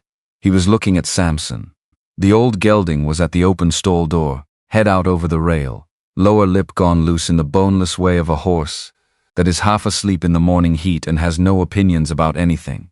Rand looked at him for a long time, not with contempt and not with calculation, with something that his face had learned to dress as a one of those but was, underneath, neither. He looked at Samson the way a man looks at something he has been refusing to look at, and has finally, in an unguarded moment, looked at, and then he became aware of himself looking. He reached for his pocket watch. He read the time. Or rather, he held the watch open and looked at the face of it and did not see it, because what he was seeing was somewhere else entirely. The accounting is correct, Nora said. Rand closed the watch. You are exact, Miss Hale. It has been the pleasure of the connection. He gathered his reins and paused one breath unscheduled at Marigold's stall. The mare flattened her ears at him with the total commitment of an animal that had formed an opinion 6 months ago and saw no reason to revise it. And Rand said, in a voice that had no system in it and no doctrine and nothing polished, the mare's in good condition for August. And then he was up the road, quick and even, and gone. Nora stood in the yard with the receipt book in her hands and watched the road where he had been. Cobb had come to the stove door. He was watching the empty road with his gunmetal eyes gone narrow and very still, and he stood that way for long enough that Nora knew he had seen something she needed to hear. Cobb. I carted against his father, Cobb said, without turning his head. 30 years back. Jim Rand. Little man, weathered, lime dust permanent in the creases of his hands no matter how many times he scrubbed. Drove a pair of half-bred drafts and worked them with a patience I've spent 30 years trying to equal. Every dollar that man made went into keeping his boy in school. He paused. Boy left at 15, apprenticed to an accountant in Fredericksburg. Never came back that I heard of. Nora looked at where Rand had been. The trace hook, she said slowly. Quarter day last year. He rehooked Marigold's trace without looking down and then wiped his hand on his coat. And the groom's story about the Hames set true mid-conversation. And just now a man reads his watch in my yard and doesn't see what time it is. It's why, Cobb said. The contractor, the modernizing. The quarter horses from San Antonio. He's not selling us off, girl. He's burying his father. And every time he comes out here, he has to look at the thing his father did all his life, and the thing he spent his life getting above. The understanding of it arrived all at once, the way understanding arrives when the pieces have been waiting in position long enough, and one final piece slides into the arrangement and suddenly all of them are a picture. That's what the neatness is, Nora said. The perfectly drafted letters. the exactly correct accounting, the system that never misses a decimal. He built a life that his father couldn't have touched, and he built it as far from the yard as he could get. She was quiet for a moment. And we keep standing here, with the collars and the chains and the grain schedule, and the pair working together. We keep standing here being the thing he ran from. Cobb was looking at his own hands now, the swollen knuckles, the permanently altered angle of the grip, his own 30 years in leather and chain, written into him in a language that couldn't be unlearned. It's a weapon, he said. Put it in the right ears and he's finished before the quarter is out. The improving agent, the lime hauler's boy, ashamed of a good father this county does not forget, and does not forgive that particular variety of pretension. Nora did not answer immediately. She set the receipt book on the yard table. She walked to Samson's stall and ran a hand along his neck the way she did when she was thinking through a problem that needed to be thought through completely before she acted on any part of it. His father hauled lime on a county road for 30 years, she said, did honest work and drove his pair kind and put every cent he had into a boy who wanted something different. Died, I assume, without knowing whether the boy was ashamed of him. She looked at the wall of the stall and threw it. A man's father is not to stick to beat him with, not even when the man has earned the beating, not even when the father was better than the son. She turned around. We fight Rand on the work. We fight him on what the horses can do and what the contractor can't. If we can't win that argument, we don't deserve to win the other one. Cobb sat down. He looked at the fire that wasn't there, at the cold stove in August, and his face did the thing it did when he had made an assessment he was not going to state because it was too large for a sentence and too important to reduce. Your grandfather, he said finally, would have used it before supper. I know. You're the improvement on him. Which was not something Cobb said easily or often or about anyone. And Nora took it and put it somewhere she would not look at directly, in the same place as the wagon shed and the way Seth's face went when he was filing something she had said. She sent the receipt for the quarterly settlement on Friday. She wrote it correctly and completely and without addition, because the accounting was what it was and that was all it needed to be. And on Saturday the barometer began to fall. Not sharply, not dramatically. The way that Texas hill country weather falls when it intends to be serious slowly, giving the land and everyone working it time to understand exactly what was building and exactly what it was going to cost them when it arrived. The swifts that had been hunting high all August went low on Saturday afternoon. By Sunday they were gone. The horizon to the southwest took on the bruised color that old ranchers read like scripture, and what it said was 2 dry days, possibly 1, and then a settling in that would last. 300 acres of Mercer Ranch wheat had been cut and bound, and stood in shocks in the low clay fields toward the river. It was the finest stand of the year. It was waiting for wheels. Nora knew this because Seth had told her, 2 Tuesdays ago, with the matter-of-fact tone of a man describing a situation he was trying to understand rather than a disaster he was already inside of. She had listened and not said what she was thinking, which was that 300 acres of shocked wheat in the low clay fields, with a southwest horizon going that particular shade of yellow-gray, meant you had somewhere between 48 and 72 hours to move the entire crop before it either drowned in the field or sprouted where it stood. She had not said it because the San Antonio contractor was coming, and it was not her crop, and she had a yard to run. But she had been watching the barometer since Thursday. On Monday morning the sky went green-gray at dawn, the specific green of a sky that has made up its mind. The wind shifted to come from the direction that mattered. And at 7 in the morning the San Antonio contractors team pulled up to the Mercer Ranch south gate with 4 wagons and 8 quarter horses, and the reasonable confidence of a crew that had done this job before in conditions they understood. Gillespie County clay in late August, post-summer dry. With the first moisture of the season working into the subsoil, this was not conditions they understood. At the second gateway on the low field loop, the first fully loaded wagon went into the axle. Both front wheels, which was the configuration that told you the load distribution was wrong and the approach angle was wrong, and the horses were being asked a question that their conformation was not built to answer. The quarter horses, good animals, honest animals, animals that in the right conditions could outwork anything, gave what they had, which was considerable, and nowhere near sufficient. By noon the contractor had 2 wagons stuck at 2 different gates, and the other 2 wagons standing loaded in the field, unable to reach the stuck ones. The horses were blown. The crew was doing the arithmetic that crews do when they are looking at a situation that has exceeded the parameters of the job they signed for. At 2 in the afternoon, the contractor's foreman wrote a letter to Mercer Ranch and left it at the gate. The letter said, in precise and professional language, that the contractor's undertaking had never included carriage in sustained wet conditions on heavy clay, that the site conditions as encountered had exceeded the contract parameters, that the contractor was withdrawing its equipment to prevent further damage, and that the foreman regretted that the harvest contract could not be fulfilled. The letter reached Seth Mercer at 3 o'clock. At 4 o'clock, Seth was on his bay gelding, covering the 3 miles between the ranch house and the Hale yard, at a pace that was not quite reckless and not quite reasonable.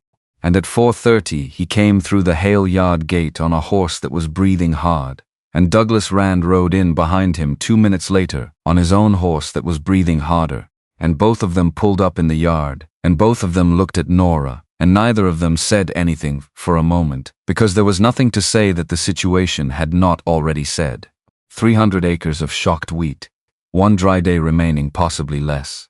The low clay fields between the standing crop and the barns, and the only team in Gillespie County built to work those fields standing in the Hale yard eating their evening grain on a schedule. Nora had been adjusting for 3 days because she had been reading the barometer since Thursday. Rand pulled himself together first.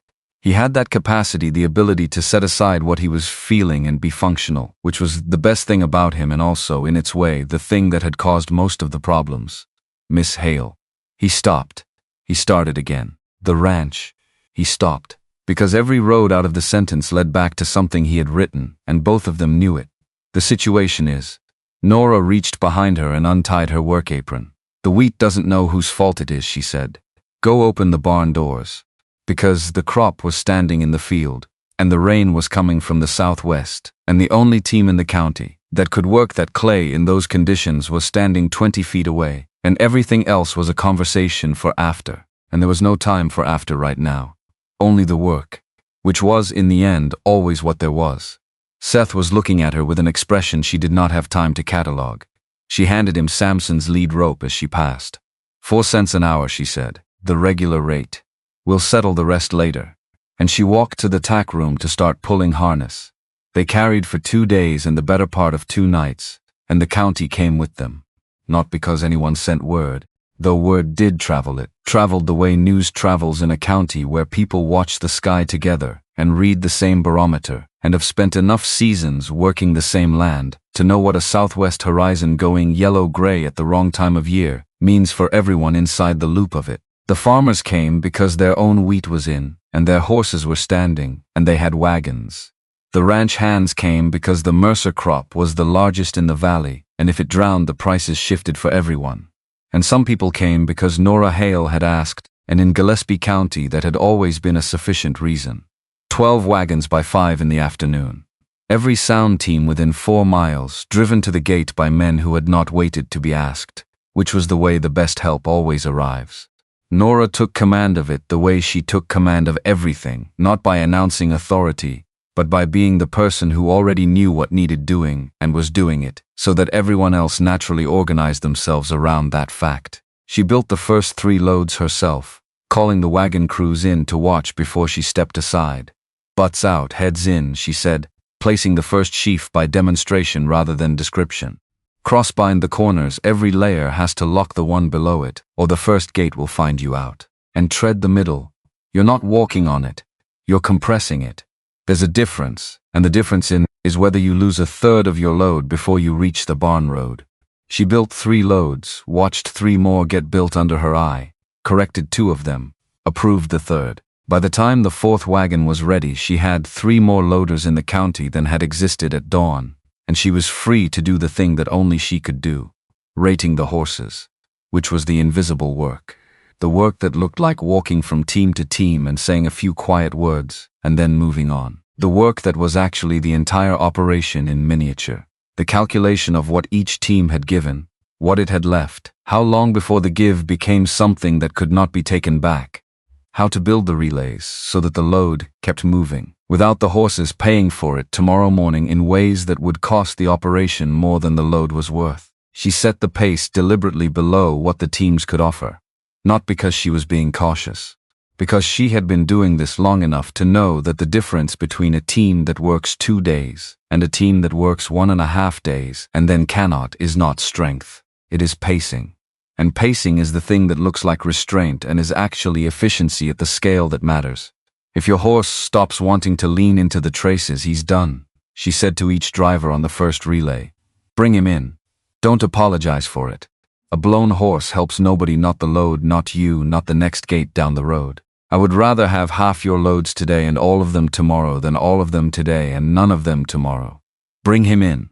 Samson and Marigold took the sunken lane and the clay gates, the worst ground, the places where the quarter horses had foundered, the places where what was needed was not speed or agility, but the specific, terrible, patient willingness to lean, and they leaned. Through the first day and into the first night, and through the second morning, the pair of them working the bad ground with the methodical certainty of machinery that has been maintained correctly and knows its own capacity and operates within it.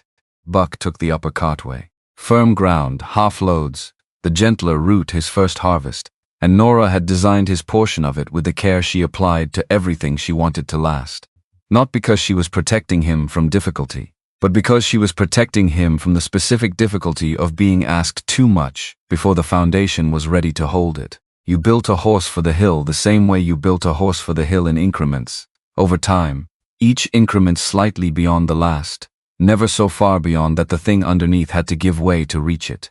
Seth arrived at 6 in the evening. He came through the south gate on his bay gelding, the horse blowing from hard riding, and he tied it and walked directly to Nora, where she was standing at the head of the relay line giving the second shift their instructions. He stopped in front of her, and he took his hat off, and he held it in both hands, not with theater, with the simplicity of a man who understood that some moments required the plainest available gesture. "Miss Hale," he said, "have you a place for me?" And Nora, before the part of her that managed things could intercept, the part of her that said true things at inconvenient times, heard herself say, "At what wage?" The field went quiet enough that the question was audible to everyone within 20 feet, and it had a quality that was not quite comedy and not quite something else, that lived in the narrow country between them. Seth Mercer looked at her for half a second. Then 4 cents. "I understand the rate is fixed."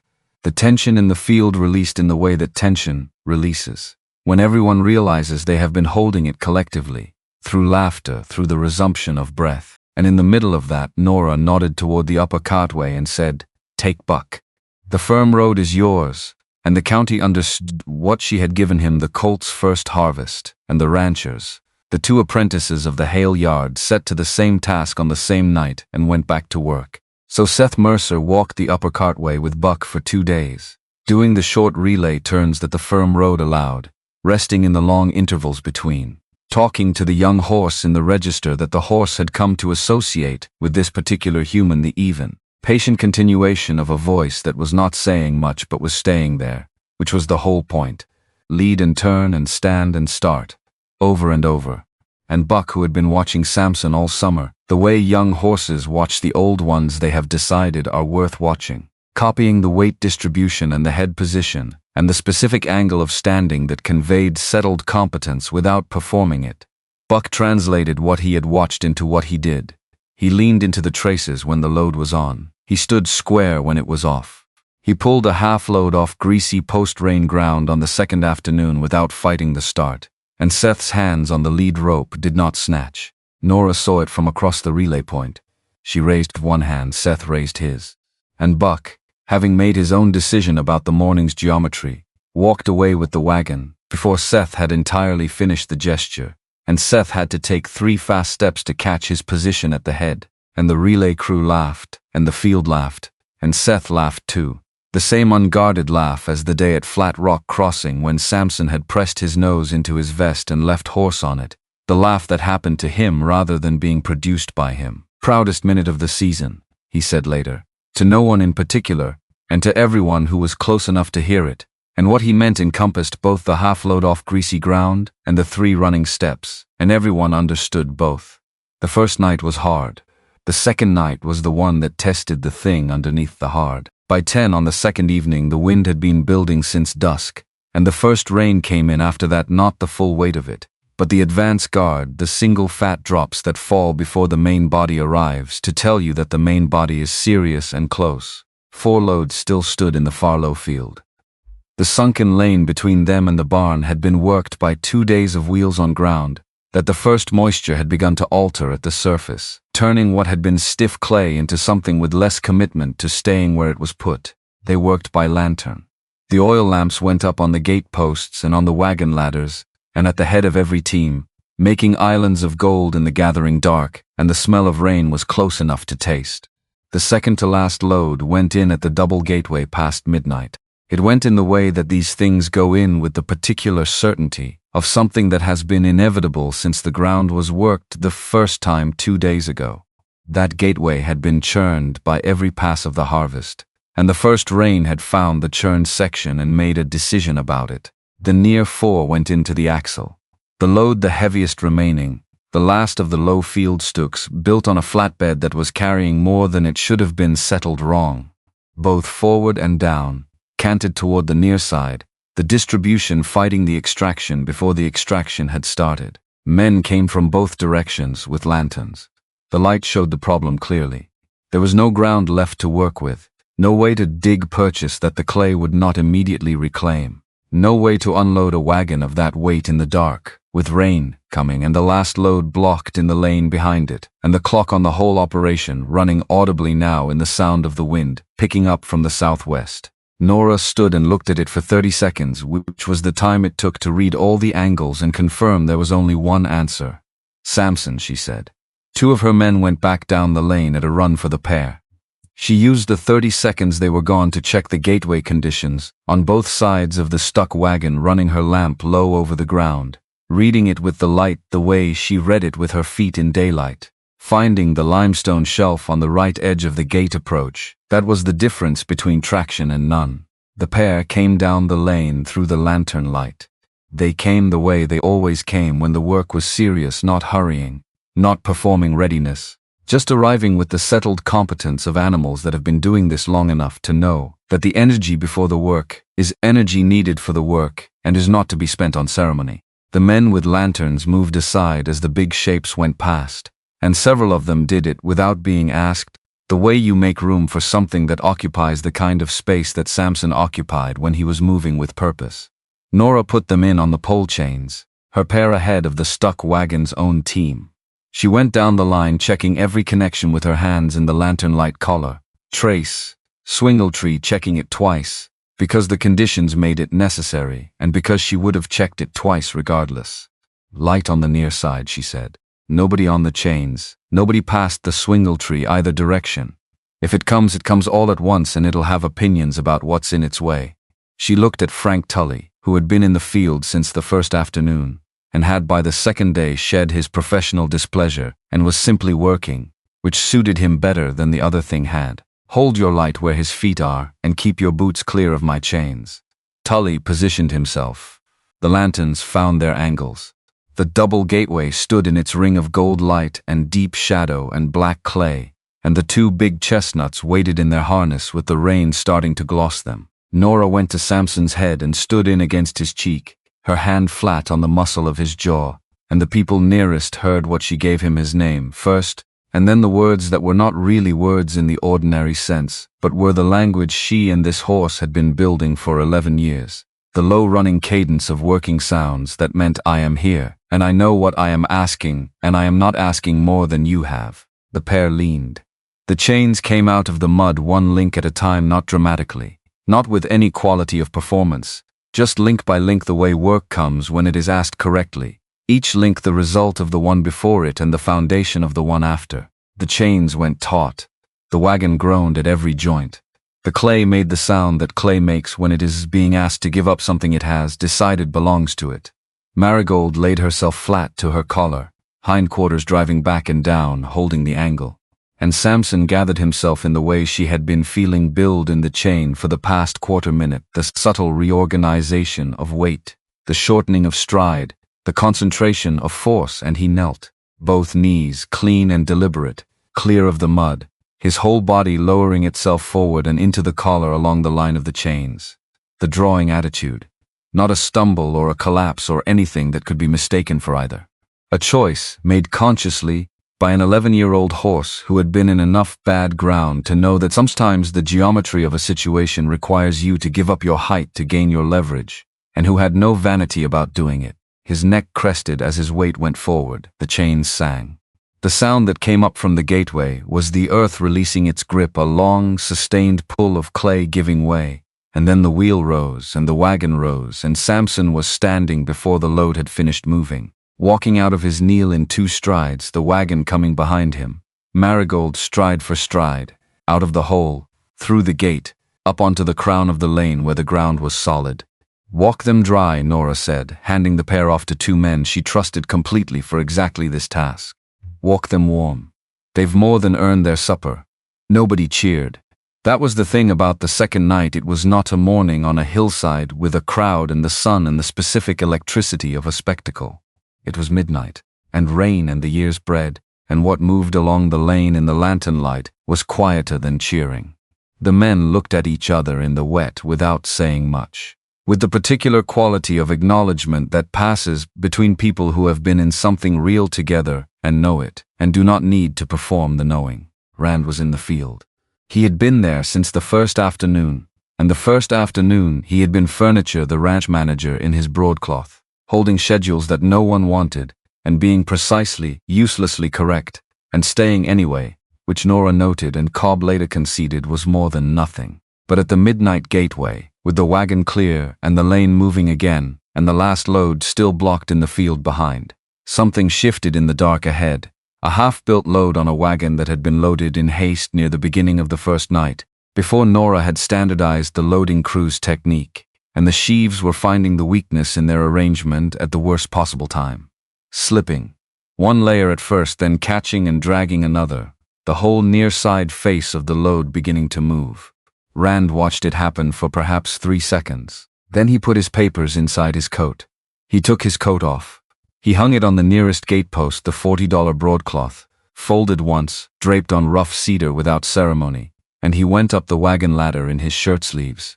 His hands took hold of the sliding course, and every man below with a lantern could see what his hands knew.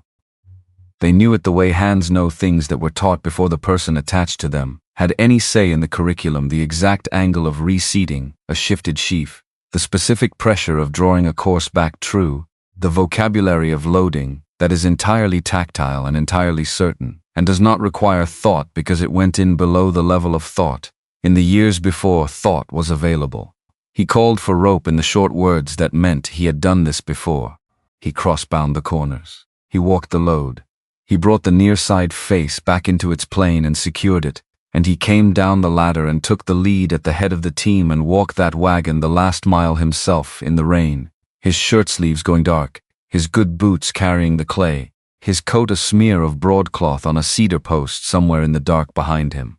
When the load came under the barn roof and Nora was passing near the doors, she said only, "That's a well-built load, Mr. Rand."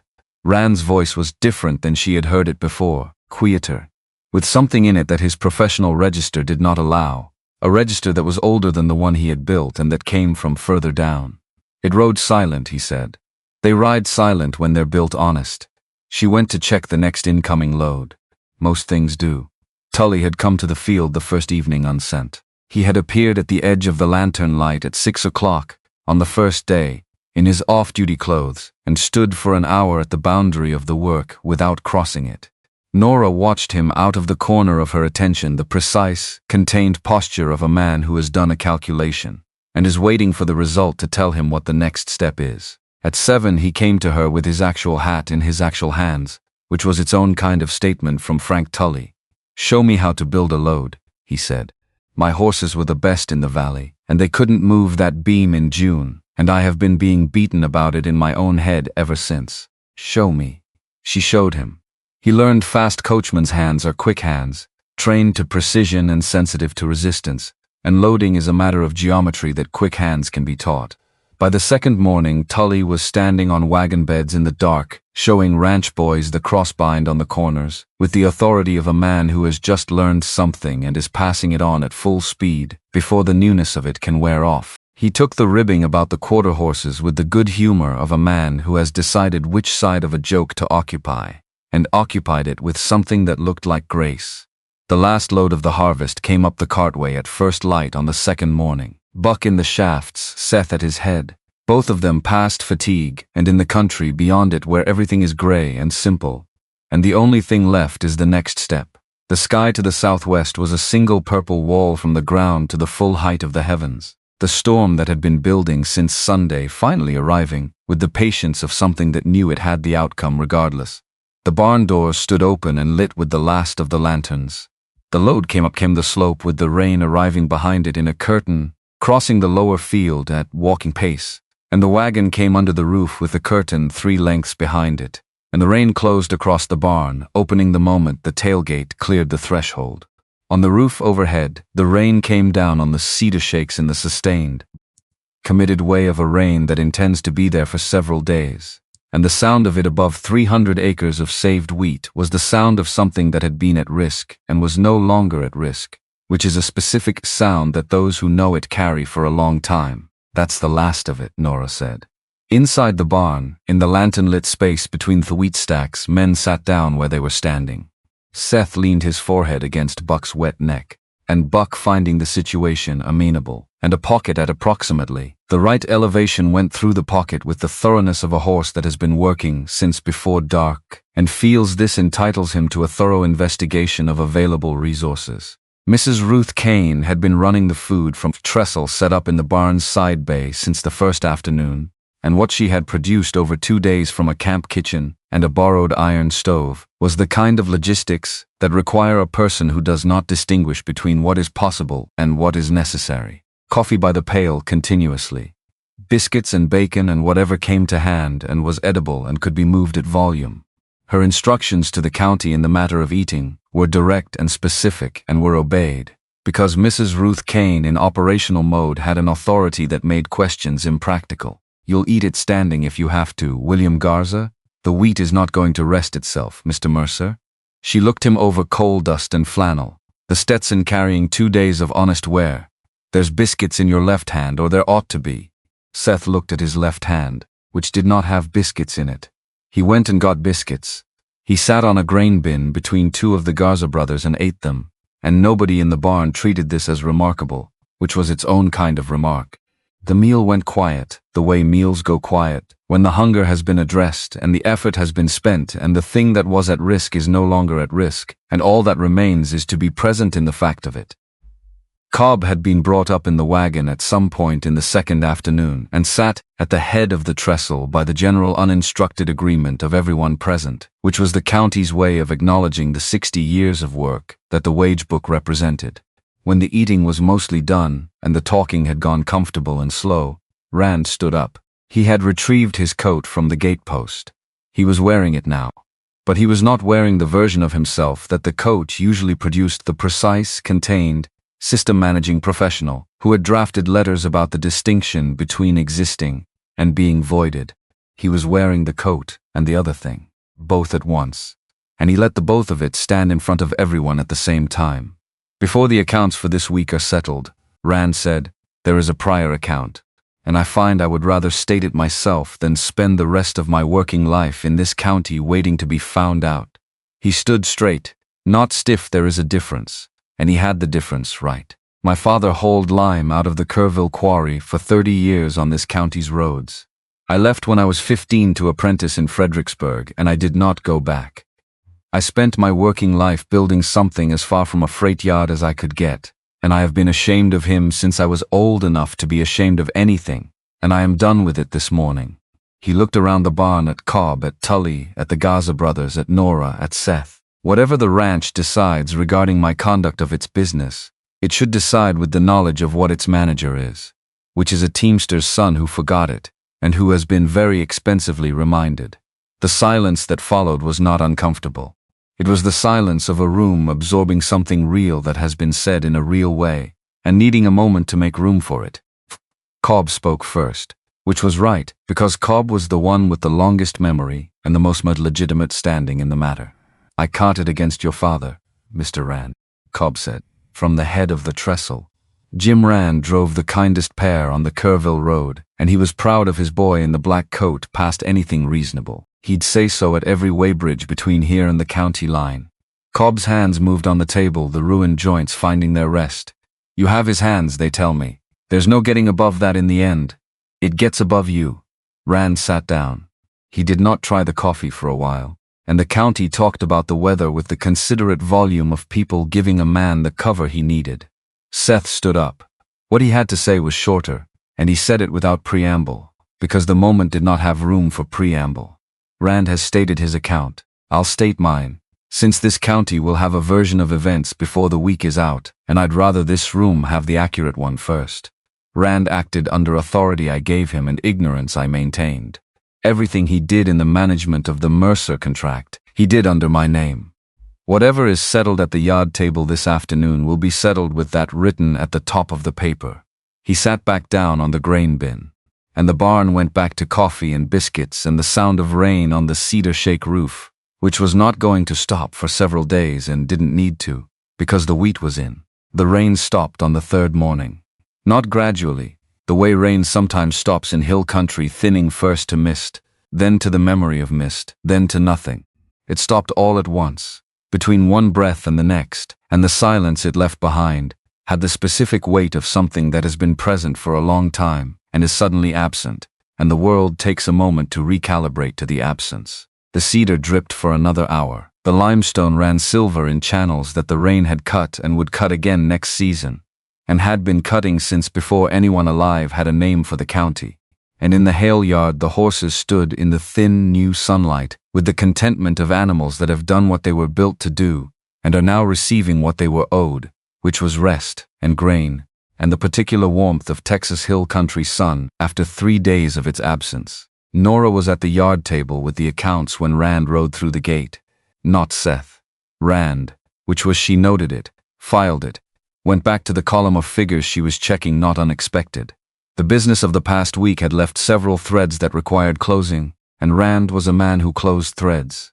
He had been closing threads for 3 years with the precision of someone who understood that loose ends in an account book had a way of becoming expensive over time. That this particular set of threads included the consequences of his own decisions did not appear to have altered his approach to the closing of them. If anything, he seemed more precise than usual, which was its own kind of statement. He tied his horse at the post. He came through the gate, carrying a leather satchel that held, Nora already knew, the final quarterly accounts and the settlement figures and the historical rate records that he had compiled without being asked and organized, without being thanked, and which were, whatever else could be said about Douglas Rand, completely accurate. He was wearing the broadcloth, the bolo tie, the good boots, now carrying the county's opinion of 3 days of wet in permanent compression along the welt. He looked like himself, the professional version, the one he had built and worn for 20 years, except that the fit of it was slightly different than it had been in June. Not the garment, the man inside it. Something had shifted in the way he occupied the costume, and the shift was visible if you knew where to look. And Nora knew where to look because she had been watching it move for months without being certain what she was watching. Miss Hale. He set the satchel on the yard table and removed the accounts with the same economy he brought to everything. The final settlement, and the rate records you asked for. I've also included the contractor's withdrawal letter, the original, notarized for your files. You'll want it. Nora took the accounts and began checking them. She did this in silence because the figures required attention, and she gave figures the attention they required. And Rand stood across the table and did not fidget, because he was not a man who fidgeted. The figures were correct. Everyone. Every disputed halfpenny resolved in the yard's favor. The whole document precise to the point of being almost gentle, which was the specific kind of fairness that a man exercises when he is closing a thing he prefers not to have feelings about and has feelings about anyway. She initialed each page and set them back across the table, and while she did this, she watched Rand from the edge of her attention, not pointedly, not in a way he could have identified if asked, but the way she watched everything that mattered, which was completely. He was looking at Samson. The old gelding had come to his stall door with the unhurried curiosity that characterized his relationship with the yard's daily business, head over the rail, lower lip gone loose in the August heat, eyes carrying the drowsy wisdom of a horse that has outlasted several opinions about what horses are good for and intends to outlast several more. He was looking at nothing in particular, which was his most common occupation when not working, and he was doing it in Rand's direction. Rand looked back, and this was the thing Nora had been cataloging since April, without a category to put it in. Rand looked at Samson with a face that was not contempt, and was not calculation, and was not the professional assessment of an asset to be evaluated. It was something older than any of those things. Something that his broadcloth had learned to dress as one of them and was, underneath, none of them. He looked at Samson the way a man looks at something he left a long time ago and has been pretending he doesn't recognize. Then Samson, having completed whatever inquiry he had been conducting, swung his enormous head and pressed his nose against the top rail of his stall door and exhaled one long, warm gust of breath that traveled the 4 feet between them and arrived at Rand's face with the unhurried certainty of something that doesn't need permission to go where it's going. Rand went still. Not the professional stillness of a man controlling his response. The other kind. The kind that happens when the response is too large for control and the body simply stops everything else to make room for it. He stood there for 3 seconds, with 1,100 pounds of draft horse breathing on him, and his face did something it had not done in Nora's presence in 3 years of quarterly visits. It stopped performing. Just for 3 seconds. Then it came back, the professional version, assembled quickly and worn with the ease of long practice. He reached for his watch. He read it. He did not see it. "The account is settled," he said. "It is," Nora said. "Thank you for the rate records." He gathered his satchel. He turned toward the gate, and at the gate he stopped, his back to her, his hand on the post, and he said in the voice that had come back in the barn, the one underneath, "He's a good horse." "He is," Nora said. My father Rand stopped. Started again in a different direction. Jim Rand drove a pair for 30 years on these roads. He had a way with the drafts. I used to watch him work a team into clay and think another stop. Longer. I thought it was the most ordinary thing in the world. I was wrong about what was ordinary and what wasn't. He went through the gate. His boots went up the road quick and even, and he did not look back. And Nora stood in the yard with the settled accounts in her hands and watched the road where he had been, because that was the closest Douglas Rand would ever come, in her presence, to saying what he meant. And it was close enough. Some debts don't need to be stated to be paid, they just need to be acknowledged quietly, in the direction of the person who knows what they're about, and then everyone can go back to work. Cobb appeared at the tack room door. He had been there long enough to have heard it. His father, Cobb said, would have been proud of that sentence. "Keep it to yourself," Nora said. "Already am," Cobb said and went back inside. The rest of that day was work. The kind of ordinary, continuous, satisfying work that follows extraordinary effort, the checking of equipment used hard, and the noting of what needed attention, and the actual attention given to those things, the feeding and the watering and the accounting, and the 11 small decisions that keep a freight operation moving rather than merely existing. Nora worked through it with the focused attention she brought to everything, and if some portion of that attention was directed toward the field above the yard, where the stubble stood in the late afternoon light and the fence posts threw their long eastern shadows, she did not mention this to anyone, including herself. Seth had said this evening.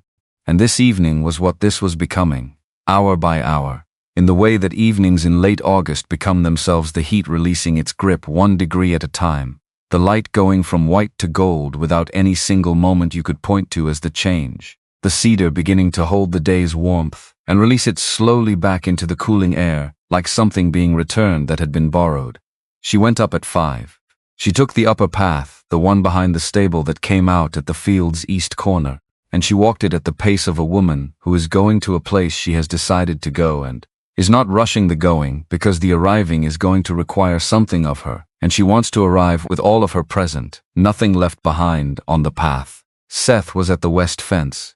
He had come by the ranch land route, across the low post in the east boundary line, and he was standing with his forearms on the top rail, and his Stetson pushed back at the angle it always went when he had been thinking hard, and he was looking at the lower meadow where Samson and Marigold stood head to tail in the last warmth, and Buck lay flat out in the far corner, with the total commitment of a horse that has decided.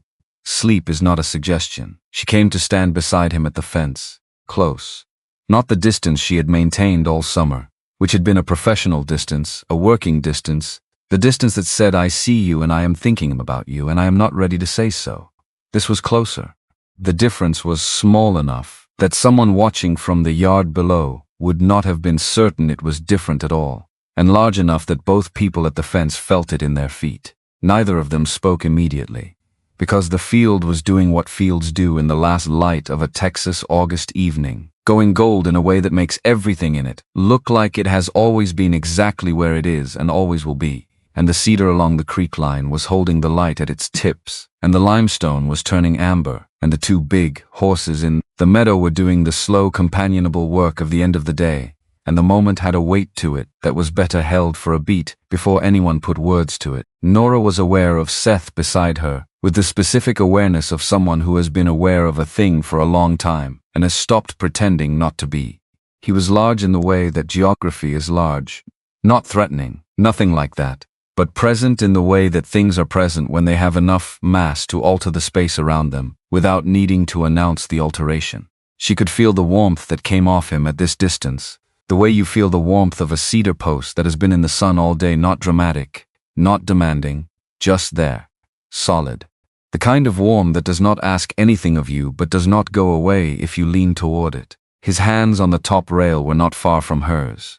She had watched those hands all summer, watched them learn the grain measure, and the harness buckle and the plow handles and the lead rope, watched them fail repeatedly at the start of a loaded wagon and then, one afternoon in the second week of August, not fail. Large hands, built for work that required more force than most situations called for, and capable, she had come to understand, of a patience and a restraint that had nothing to do with the force available, and everything to do with the decision not to use it. He turned his head and looked at her. Not sideways, the way people look at each other when they are still pretending to be looking at something else. Directly, with the quality of attention he brought to things that mattered, which was complete, and which did not perform itself. I have my wages, he said. The low register he used when he was not constructing a sentence for effect but just saying what was true. 4 cents a day all summer. I've been told I've improved. You're less bad than you were in June, Nora said. Which is directionally correct. The corner of his mouth moved, just barely. Nora, the name in his voice, without the Miss Hale formality, without the professional frame around it, it landed differently than expected. Landed in a place she had not designated for landing, and had clearly been designated for it anyway, by some process that had not consulted her scheduling. I'm asking you to marry me, Seth said, and he did not move toward her. This was the thing that would stay with her, long after everything else about this evening had softened into the general texture of memory. He did not reach for her. He did not close the distance. He had spent a summer learning not to snatch, and he was not snatching now, and the not snatching was not restraint in the tense, managed sense. It was something else. It was the knowledge, lodged in his hands and his attention, that the best things move when they are ready and not before, and that asking them to move before they are ready is not confidence but its absence. He stood beside her with his forearms on the fence rail, and his face turned toward her and his enormous body entirely still, and he let the question be what it was. I know the arithmetic, he said. You explained it in the wagon shed in June, and I have carried every number of it since. I'm asking anyway. He looked at the meadow for a moment, at Samson and Marigold standing in the amber light, at Buck asleep in the grass with the profligate abandon of a young horse who has done his first harvest and earned his exhaustion. Then he looked back at her. I came to this county in the spring believing that strength was a count of things a man could direct. I signed papers for 2 years to look like I knew what I was doing, and I was exactly as weak as I was ignorant, and the two things compounded each other in ways I'm still finding the edges of. He stopped for a moment. The cricket that had been starting up in the cedar below found its rhythm. Then I watched you stop a road full of people and machinery with nothing but your voice and your knowledge of the ground under your feet, and I understood that I didn't know what strength was, and I spent a summer at 4 cents a day learning. And what I learned is this. He turned toward her fully, and what she saw in his face was not performance and not rehearsal, but the specific expression of a man saying a thing he has understood in his bones rather than his mind. The strongest things I have ever stood beside have been gentle, not in spite of their strength, because of it, because they knew what they could do and chose, every time, what they should do instead. and every strong thing I stood beside this summer was yours. And so, if you'll have me, am I. Marigold drifted across the lower meadow without hurry or direction, grazing her way from the east corner to the west, and came to stand beside Samson. Not because anything had changed in the meadow, because that was where she stood. Nora looked at the pair for a long moment. The light was going from amber to the deep orange that precedes the dark, and the cedar along the creek held it a little longer than everything else, and the evening was very quiet. She looked at Seth, at the breadth of him beside her, the shoulder that came above her eyeline, the hand on the fence rail that could have closed around both of hers, and had spent a summer learning not to close around anything before it was offered. The face that had stopped pretending to know things it did not know, and had in the stopping of that pretense become something she had not expected, and could not now imagine not having seen. He was waiting. Not with the tight, managed patience of a man controlling his hope. With the open patience of a man who has genuinely left room for both answers and intends to receive whichever one arrives. You're kept on, Nora said. He went still. Yes.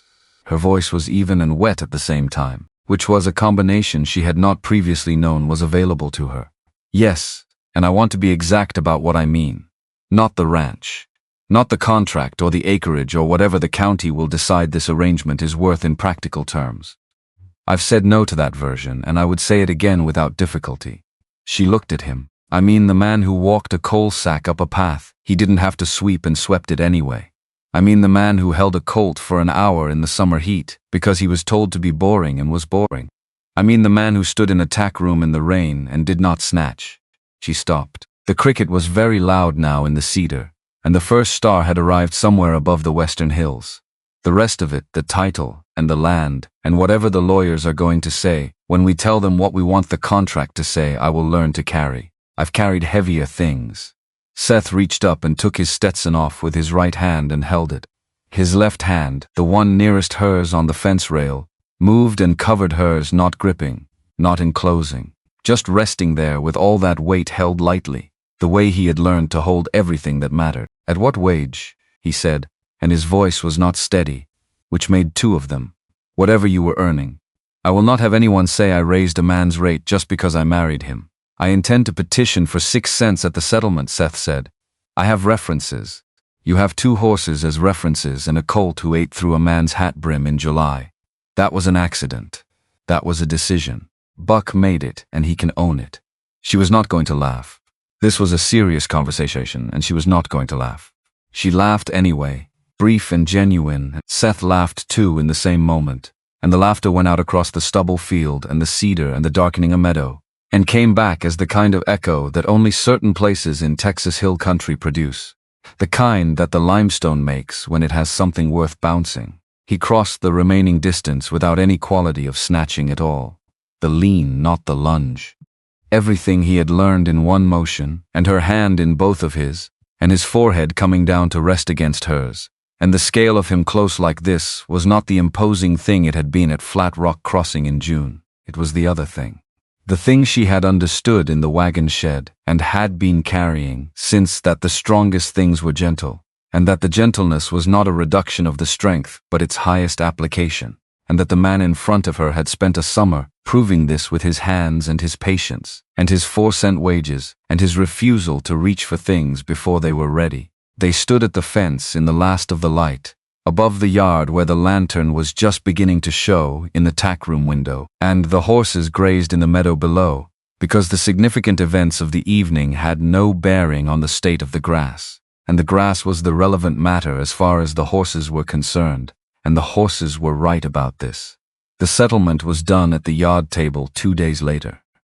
Seth brought a lawyer from Fredericksburg, a quiet man named Aldous who had been doing property work in Gillespie County for 30 years and thought he had seen every configuration of a freight agreement that the county could produce. He had not seen this one. He said so twice and was not asked to say it a third time. The primary contract first. Hale Freighting, first call, every season. All freight of every category that the Mercer Ranch generated across the full year. Written in Nora's name, held in her name, passing to her successors in her name. The rate schedule reviewed annually at the yard table, both parties present, no letters. No letters, Aldous said, making the note. At the yard table, Cobb said. From his chair at the table's end, his eyes closed. the wage book on his knee. A table is kinder than a letter. And write both parties, not a representative of both parties. Both parties. Aldous amended it. The wheat harvest clause. Fixed item, every season, not subject to contractor review or replacement. Nora dictated it in 2 sentences and Seth wrote it in his own hand, because he had said at the beginning that he wanted the first draft, written by the man who knew what 4 cents felt like, and the man was there, and the draft was being written. Rand appeared in the yard doorway with a folder of historical rate records that he had compiled without being asked and organized by season and load type, and which contained, when Nora went through them, 2 figures that were lower than the current rate should have been, and which Rand had corrected upward in the yard's favor before bringing them. He said nothing about this. Nora said nothing about this. Seth looked at both of them, noted the silence, and made an amendment. The winter coal clause went in next, and this was the one that mattered most to Nora, in the way that things matter when they are not about money but about what money is for. A standing charge on the ranch, at cost, named households, the list compiled by Nora and reviewed each year, any additions at her discretion. Not charity. A rate. Priced into the contract at the level where it could not be found and removed by anyone who came later and decided it was inefficient. Forever, Nora said. Aldous looked up. The clause duration. Forever. Or for as long as the contract holds, which is to be a very long time. Write it so it cannot be easily shortened. I'll write it for 30 years renewable, Aldous said. That's the strongest defensible term. Write it for 30 years renewable with a specific notation that the coal clause does not expire with the primary contract. If the primary contract lapses and is renewed, the coal clause carries through automatically. Aldous wrote it. He read it back. He said, "This is unusual." "Write it anyway," Seth said. And then the no separation clause, which Nora gave in her own words, because she had said at the beginning that it went in her words or not at all. No horse contracted under this agreement to be required to work out of its established pair. Aldous wrote it. Read it back. Looked at it again. This is a contract clause regarding the working conditions of animals. It is, Nora said. Specifically preventing the separation of. Write it as given, Seth said. The lawyer who asks about it 3 times will be replaced by the lawyer who writes it once. Aldous wrote it once. He did not ask about it again. Rand, standing in the doorway through the whole of this, brought the folder forward when the rate schedule was reached and laid it on the table and explained each figure clearly and without editorializing, which was the most useful thing he had done in the settlement and possibly in the past 6 months. When they reached the figure that had been too low for 18 months, and which he had corrected upward before bringing the records, Seth stopped and looked at him. "You corrected it before you brought it," Seth said. "It was wrong," Rand said. "The correction was mine to make." Seth looked at him for a moment, in the way Seth looked at things he was taking seriously. Then he looked at Nora. Then he wrote the corrected figure and moved to the next line. The Drummond letter was the last business item. The third one, the one with the figure that had grown considerably from the first and had not changed the answer. Seth drafted the reply in 1 sentence at the bottom of a fresh sheet of paper and pushed it across the table to Nora. "The horses of this yard are not sold out of their pairs." She read it. She pushed it back without a mark on it. He sealed it and addressed it, and it went with the afternoon post, and that thread of the story ended there, without ceremony, because the answer had always been what it was. "Keep him," Nora said. When Seth raised the question of Rand's continuing role and Rand was standing outside the yard office door with his hat in his hands, in the specific stillness of a man who knows his future is being discussed and is letting it be discussed without interference, Seth waited. "He knows what work costs," Nora said. "Not from the accounts, from the ground. He knew it before this season in his hands, even when the rest of him was pointed another direction. That knowledge is worth something. Don't discard it because of how it got here." Rand came back in. Seth told him. Rand stood in the yard office and received the news with the expression of a man recalibrating in real time. And then he said, "The first entry in the revised accounts will be the Hale Freighting contract. The second entry," Seth said, "will be a note in your own hand. The ranch's improvement plans are reviewed annually against actual ground conditions. August, on foot. Not from the office. Not from the accounts, on foot." Rand looked at him for a moment. Then, with the careful deliberateness of a man handling something he hasn't touched in a long time and wants to handle correctly, "On foot." "Yes, sir." "He stayed for supper. which was the first time in 3 years of professional contact that this had happened, and no one remarked on it, which was the county's way of saying that the door was open and he was welcome to use it. They married at the Gillespie County Church in the last week of October. The ceremony was planned for small and was attended by approximately half the county, which stood outside in the hill country light, with the specific satisfaction of a community that has decided an outcome and has arrived to confirm it.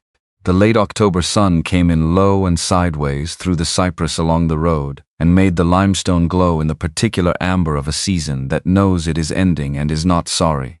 Mrs. Ruth Kane had organized the interior with the authority of a woman who had run a harvest crew for 2 nights and found a church considerably more manageable, and had seated the county commissioners between the fencemen and the freight crew, and the ranch hands between the town families, and explained to anyone with an opinion about the arrangement that the occasion required the full community, and she was providing it, and they could take it up with her when she had a moment, which would be after the service and after the supper, and probably sometime in February at the earliest. Tully had arrived at the yard before dawn, and polished every pair of boots that would be going to the church and left them in a row by the door with no annotation and no request for acknowledgement, because Tully had learned something in the past 2 months about the difference between doing work and performing work, and this was the former. Rand sat in the 3rd row.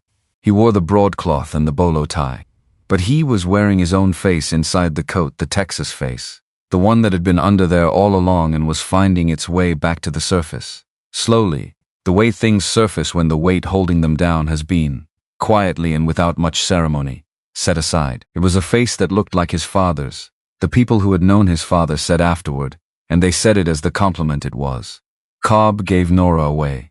He wore his best coat, the one that came out 3 times a decade for events of sufficient consequence, and he had the wage book under his arm, because there were 2 kinds of records, and both belonged at a thing like this.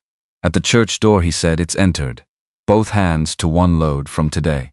I priced it at nothing. First thing in 40 years I've let out of this book without a number next to it. Don't make me regret the arithmetic." Seth was already at the front of the church when the door opened. He was wearing a dark flannel shirt, the good one, pressed, with a collar, and his leather vest, and trousers without the field wear, and boots that had been polished by Tully and were carrying the polish well. He was the largest person in the church by a margin that the church's proportions made apparent, and he stood at the front of it with his hands at his sides, and his expression carrying the quality of someone who has prepared for this moment by deciding to be entirely present in it, rather than in any version of it that might come before or after. He did not fidget. He did not shift his weight. He stood and he waited, and he let Nora walk to him, and she walked. In deep indigo silk, the first silk of her life, dyed to the exact shade of the working dresses she had worn every working morning since she was 22 years old, because she saw no reason to arrive at her own wedding in a color that wasn't hers. The silk red as ceremony only in its sheen. Everything else about it was Nora Hale walking at her own pace toward a thing she had decided to walk toward, and the county in the pews understood what it was watching, and the county who had stood at Flat Rock Crossing in June understood it most. Outside, ribboned to the wedding wagon with the specific cheerfulness of decoration applied to working equipment, Samson, Marigold, and Buck stood in the October sun. The wagon would carry the celebration goods from the church to the Hale barn, 1 easy load on a dry road, no particular urgency, same horses, same route, same work as any other Tuesday, which was the point, and which had always been the point. The celebration in the barn went long and good. Mrs. Kane produced a supper from resources that were not entirely accounted for by what had been visibly brought in, and the county ate it and was satisfied, and said so with the specific gratitude of people who have been fed well after working hard. The talk went comfortable and wide, ranging from the harvest to the contract, to the county road conditions, to someone's new bull and back again, the way talk goes when the people having it are settled in the same place for the same reason, and are not in a hurry about any of it. Seth sat on a grain bin for most of the evening. Not because there was no chair available. There were chairs. Mrs. Kane had organized them, but because the grain bin was where he ended up, and he stayed where he ended up, and the people on either side of him changed throughout the evening as people moved around, and nobody treated his presence in the barn as different from anyone else's presence in the barn, which was either the result of genuine feeling or very good manners. and in either case had exactly the same effect. When the supper was done and the lamps had been lit against the dark outside, and the first people were starting to say their goodbyes with the long, slow, reluctant thoroughness of a county community that does not have enough occasions and intends to make this one last, Cobb opened the wage book. He had been at the head of the trestle all evening by the general agreement of everyone present, and he had drunk his coffee and eaten his supper and said the things he said, which were few and well chosen, and he had watched the evening with the bright, specific attention of a man who understands he is watching something he will be asked about later and intends to have the details right. He opened the book. He wrote slowly in the sideways script that his hands still managed, in the column where all the work of the Hale yard lived year by year. Nora read it over his shoulder. "What did you put?" "Rise for the permanent man," Cobb said. "Furrow came straight in August, the field knows it, even if he won't say so himself. 6 cents a day and his dinner, reviewed at the yard table on merit only." He blotted it with the small pad he kept next to the inkwell for exactly this purpose. "Don't spend it all in one place, Mr. Mercer." Seth leaned across from where he was sitting and read his entry. He sat back. "I intend to petition for 8 at the spring review," he said. "I have references. You have 1 horse, 1 colt and 1 cat who pays no rent and has eaten through 2 items of property this season," Cobb said. "The cat is building a reputation," Seth said. "The cat is building a case for eviction," Cobb said. "Bring better references in the spring." The spring came the way things come when they have been properly prepared for, not suddenly, not as a surprise, but as the expected result of the conditions that preceded it.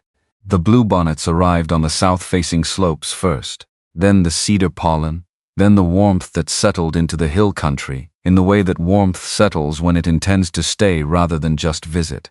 The yard was the same yard it had been in October, and different in the ways that things become different when they are well used and properly kept, the accounts running current, the contract posted in the office, the horse's condition confirmed by every morning's check to be exactly what it should be, in the context of what they had been asked to do and what they had been fed in preparation for it. On a morning in the first week of that spring, with the bluebonnets already covering the hillside above the upper field, and Samson taking his breakfast in the particular unhurried way that suggested he considered the morning adequately organized, Nora came through the office door. Seth was at the yard table with the quarterly accounts. He had been reviewing them with increasing competence since January, his handwriting in the margins getting smaller and more certain as the months went, the questions he asked getting better, which is the sign of someone who is learning not what to think but how. He looked up when she came in. She stood in the doorway for a moment, not doing anything in particular, which Nora Hale did not do. She did not stand in doorways without purpose, did not pause in the middle of a working morning for no reason, did not arrive somewhere without already knowing what she was there to accomplish. Except now.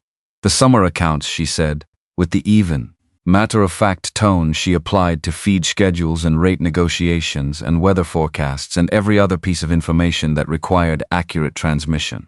"We'll need to plan for 1 more person." Seth put the pen down. The complete absolute stop of a man receiving information that requires everything he has and is giving it without reservation or delay. The accounts on the table stopped being accounts. The morning outside the window stopped being morning. Everything that was not this stopped being relevant for the length of time it took him to stand up. He stood up.